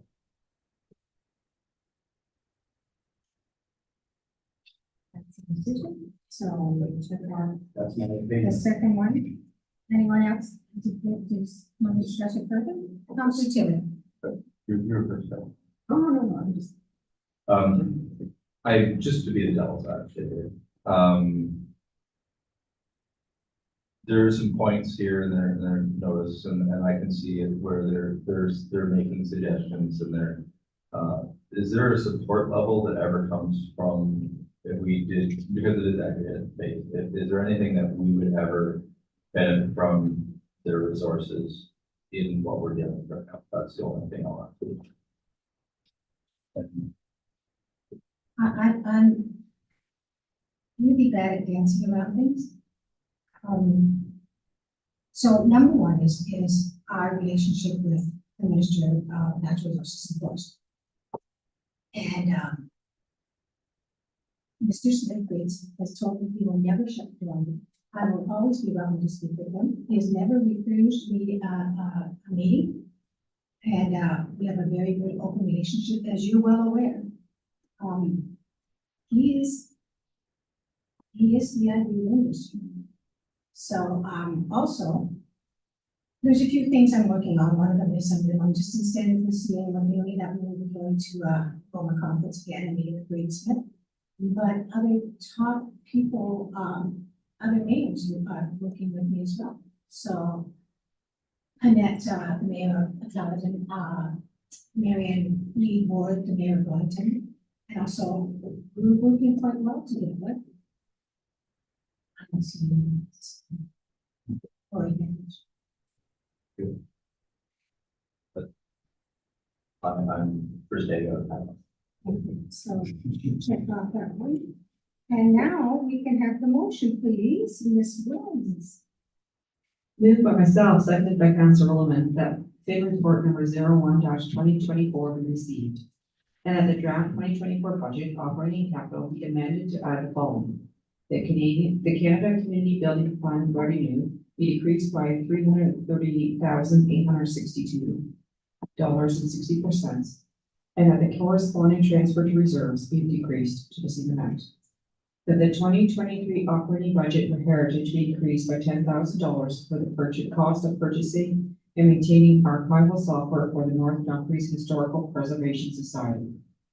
That the 2024 capital budget for LED lighting installation funding be amended to reflect the increase in rebate available to $21,960, and the transfer from facility capital reserves be decreased to $64,025. And that the proposal to establish a dedicated 1% tax rate increase for aggregate related studies and or proceedings before administrative tribunals or courts not be pursued as part of the finalization of the 2024 budget, but considered in the 2025 budget process and during any 2023 surplus discussions. And that the December 4th, 2023 correspondence from TAPMO be received for the purposes of information. All those in favor? Carried, thank you. Well done, Councillor.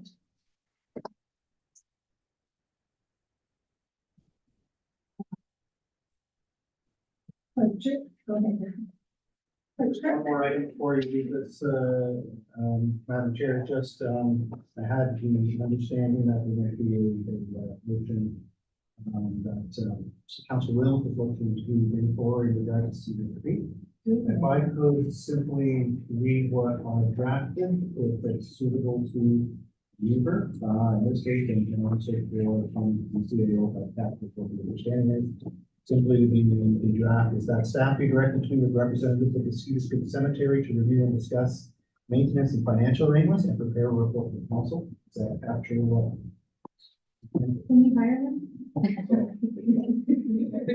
Are you afraid to caucus, please? Print that out, Madam Mayor. Just bear with me one moment because part of the slower on me is the IT.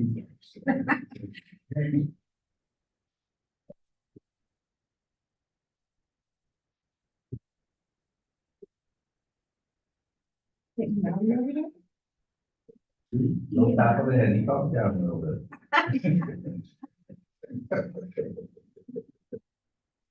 It just calmed me down. Excited. Oh, shut up. And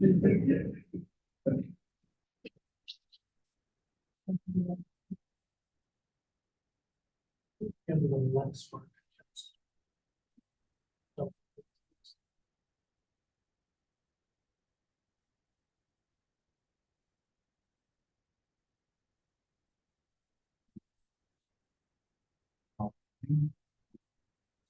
Oh. 3 minutes off. Yeah. Sure.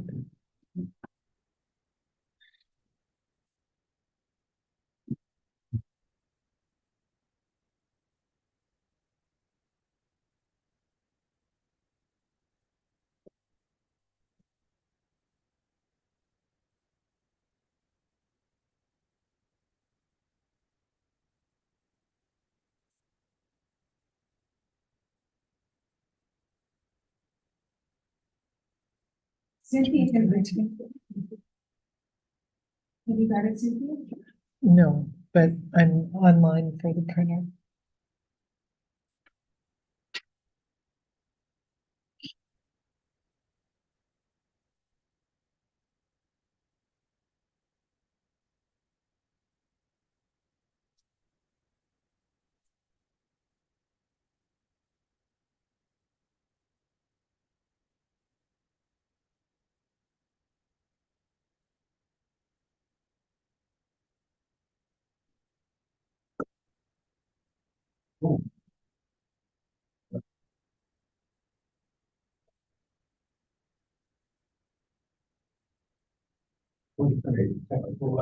Yes, That's okay. that's quite fine. It's clicking. Sounds like my leg.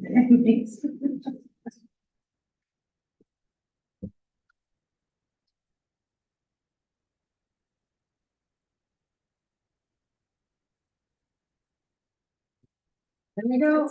Just, You're picking. Yeah, I would call it. He knows it's official, right? That would be like-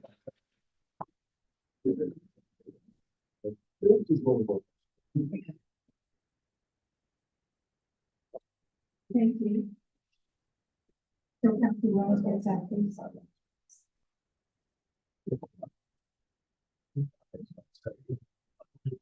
Okay, I'll print it again. Do you want to read this one and just, no, we can just have a little bit more.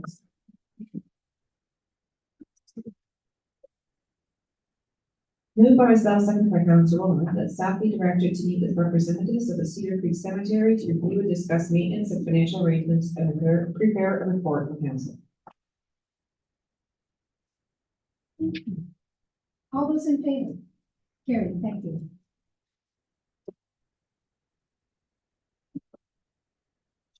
Next is the three correspondence. Councilor Rowland, please. For myself and the council Williams, that the following public correspondence received for information. A, correspondence received from Don and Julie RE Twain Heisted.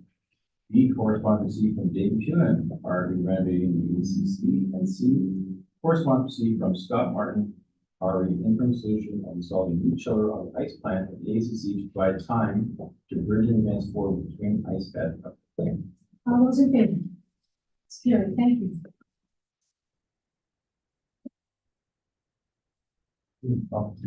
Council Chair. An opportunity to comment on those, the information received, or those.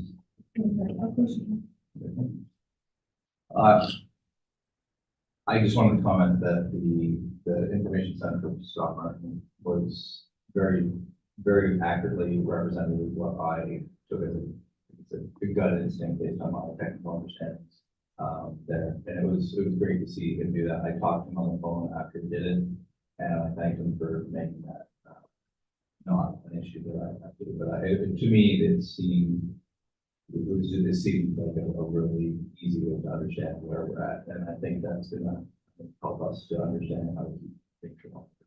So,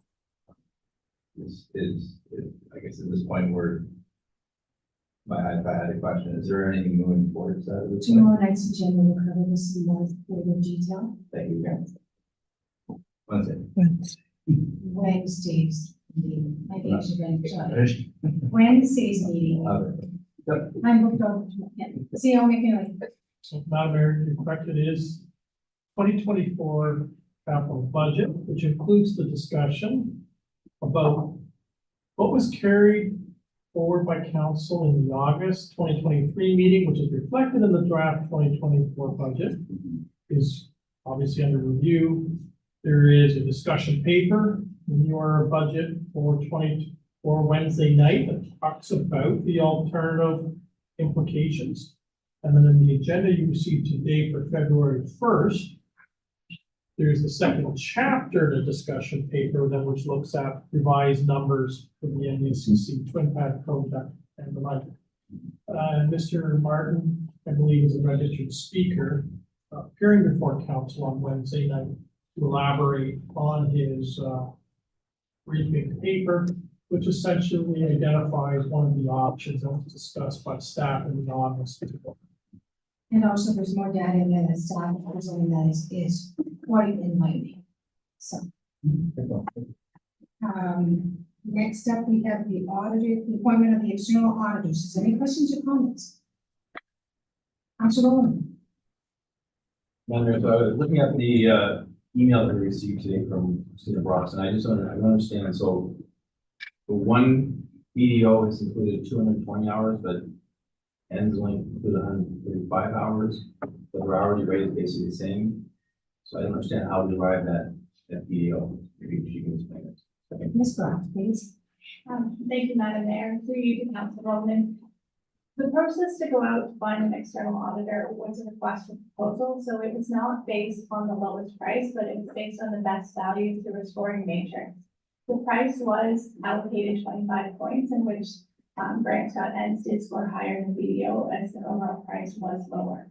However, when you compare the other factors within the scoring matrix, BDO had scored higher overall, and that is why the staff recommendation is for us to proceed with BDO.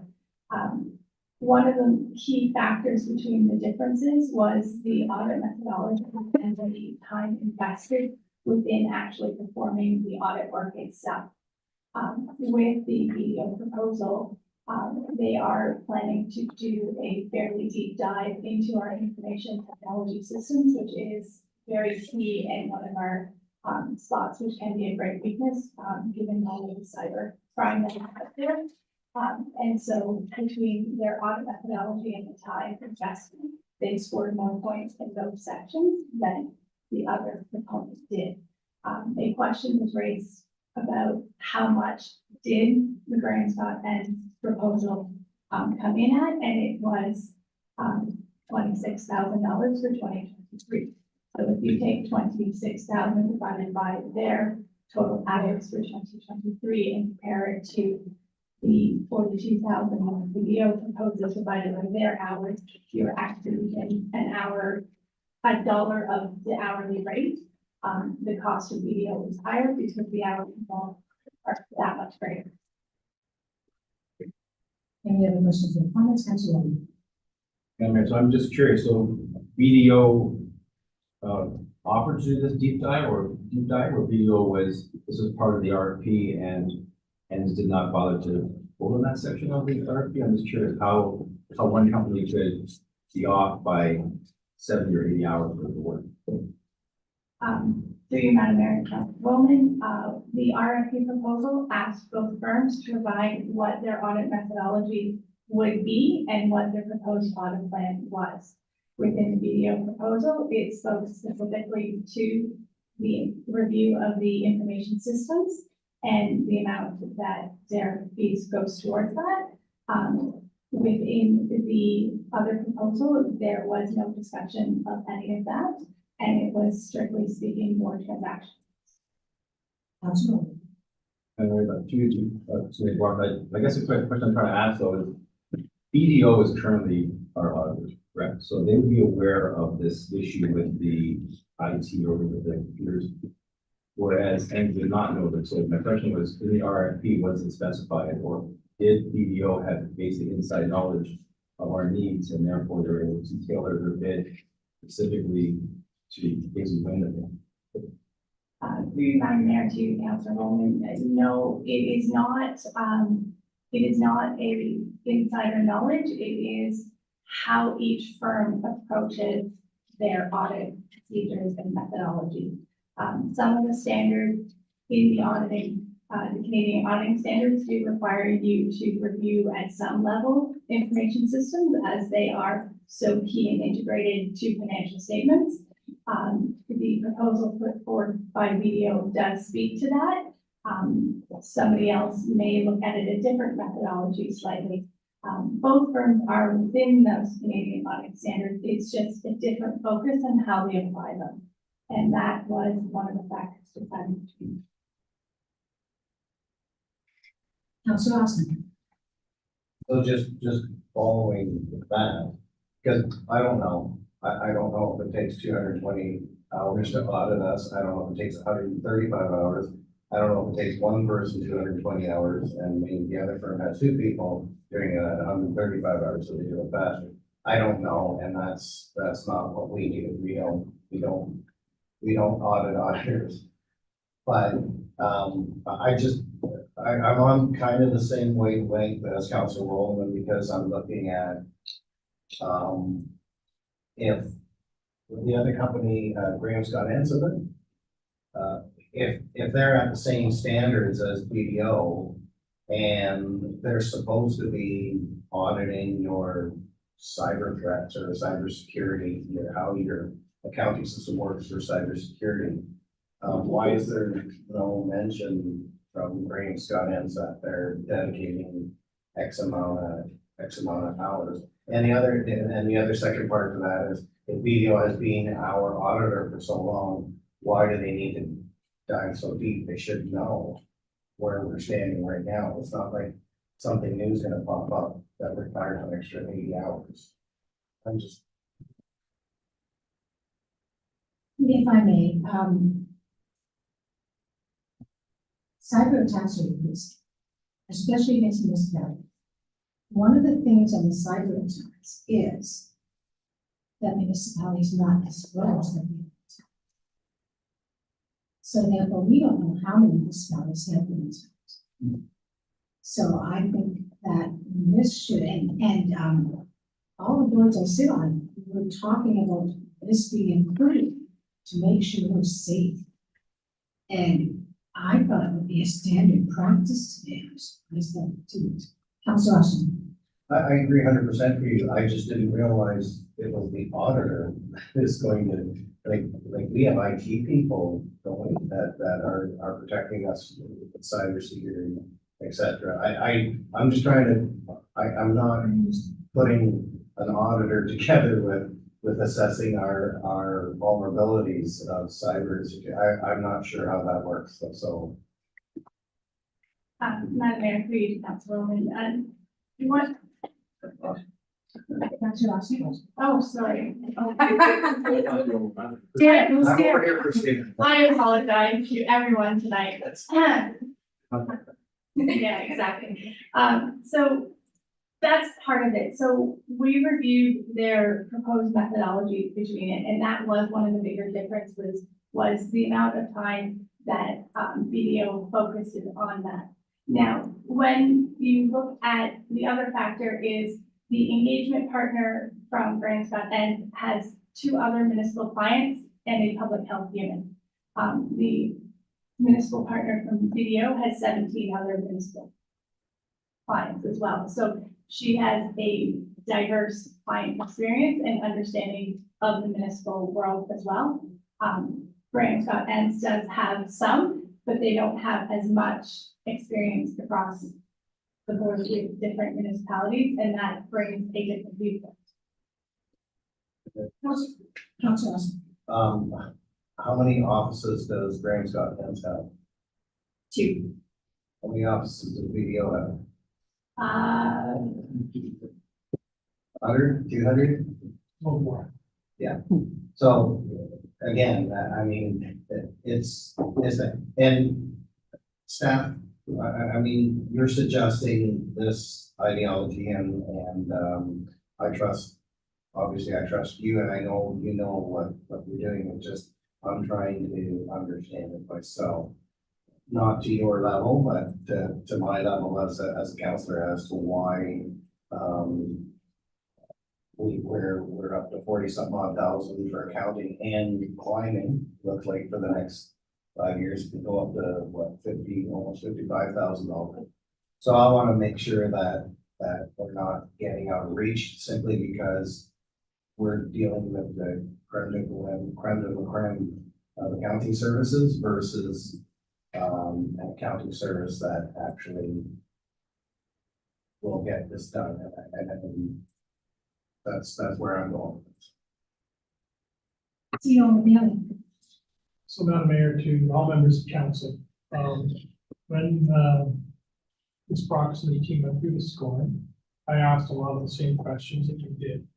How can I justify, how can I rationalize to council the difference in pricing between the 2 firms, understanding that both firms have competent professionals and they're obligated under public sector accounting board practices to ensure the council has an independent reporting on the financial status and transactional activities of the corporation.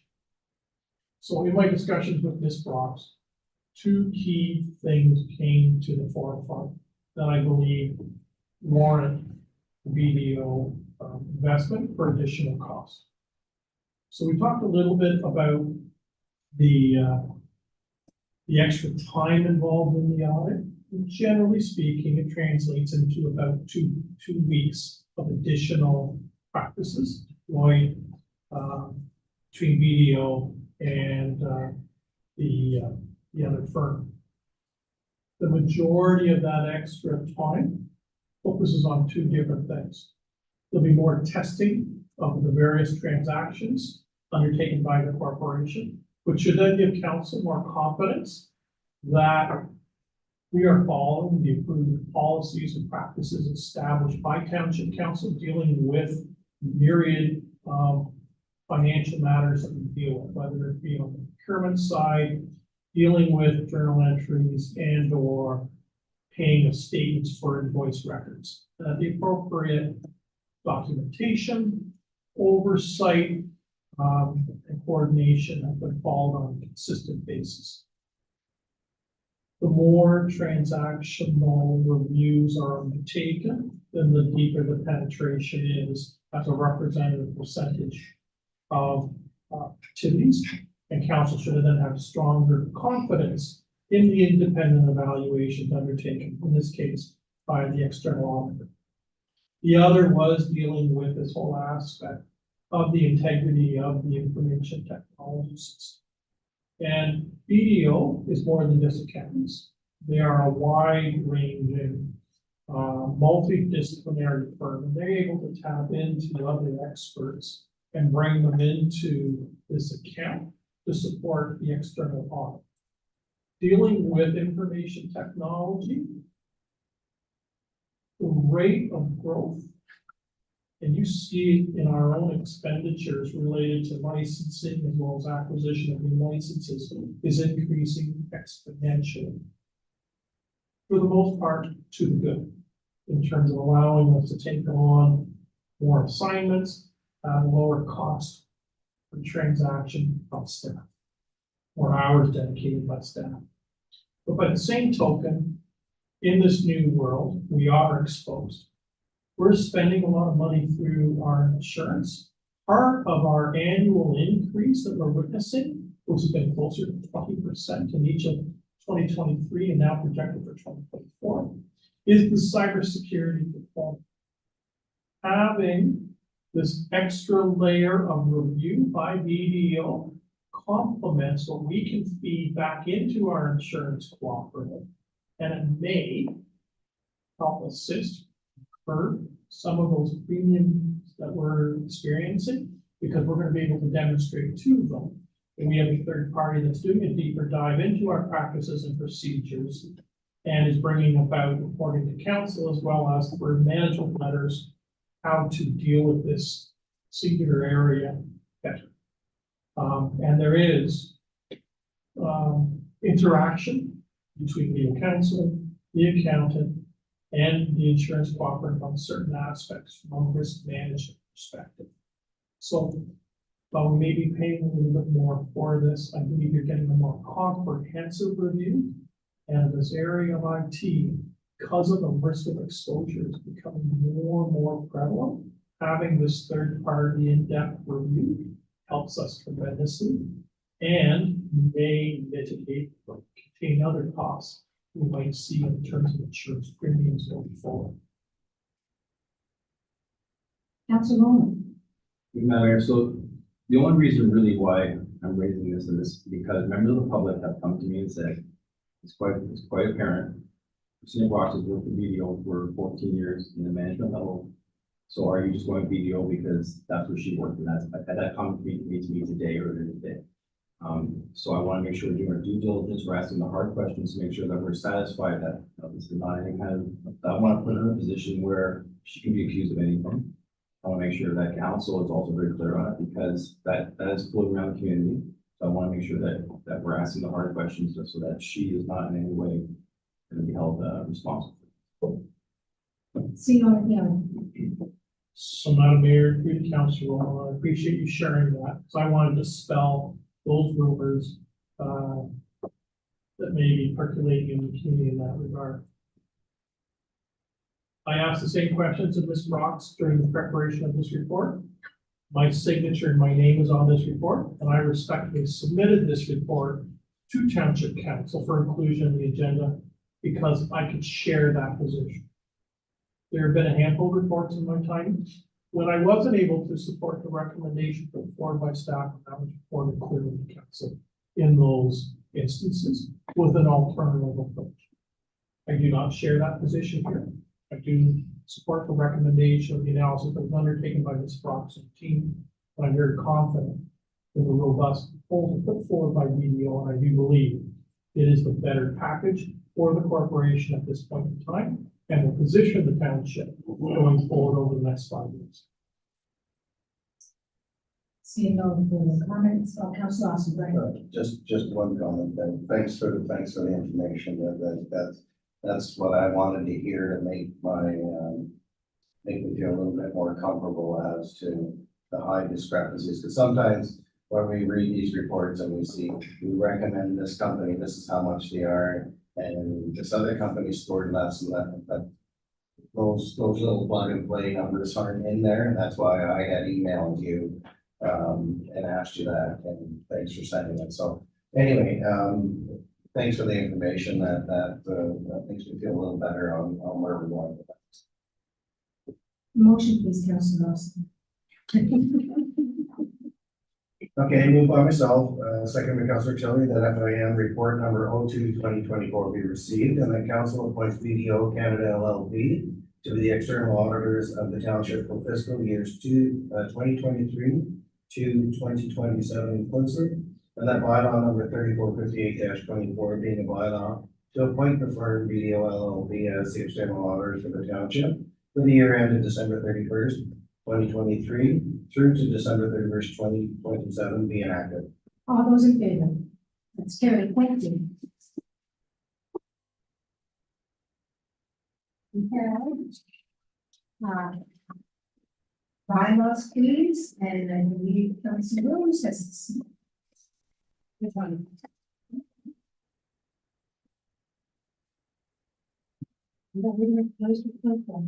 Okay. This one is the auditor. There is only one meeting bylaw, we dealt with C1, I think myself. Oh, 7.2 is done. Okay, 7.1, go ahead. Moved by myself, seconded by Councillor Holloman, that bylaw number 3458-24, being a bylaw appointing and confirming the appointment of auditors, BDO Canada LLP for the corporation of the township of North Dunford, be read a first, second, third time, and be finally passed, signed, and sealed by the mayor and empty. All those in favor? Carrie, thank you.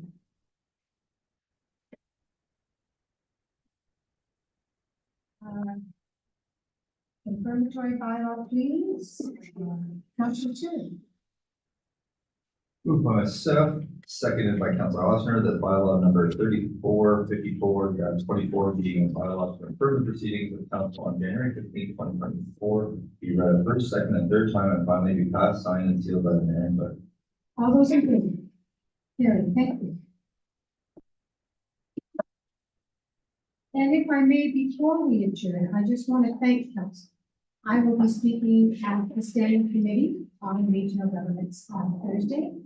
And I will be able to stand there proudly and say that my comments are backed by my council. And it's not just me alone, and I, some of the politicians there are standing, and some of the leaders are standing alone, do not have the backing of it. And I can say that my council is backing this stance. Thank you very much. Now the agenda, please. Moved by myself on the council rooms, that whereas for the special budget council meeting had been created at April 11, we resolve this meeting adjourned and meets again on Wednesday, January 17th, 2024 at 6 p.m. for a special budget council meeting. All those in favor? Carrie, thank you.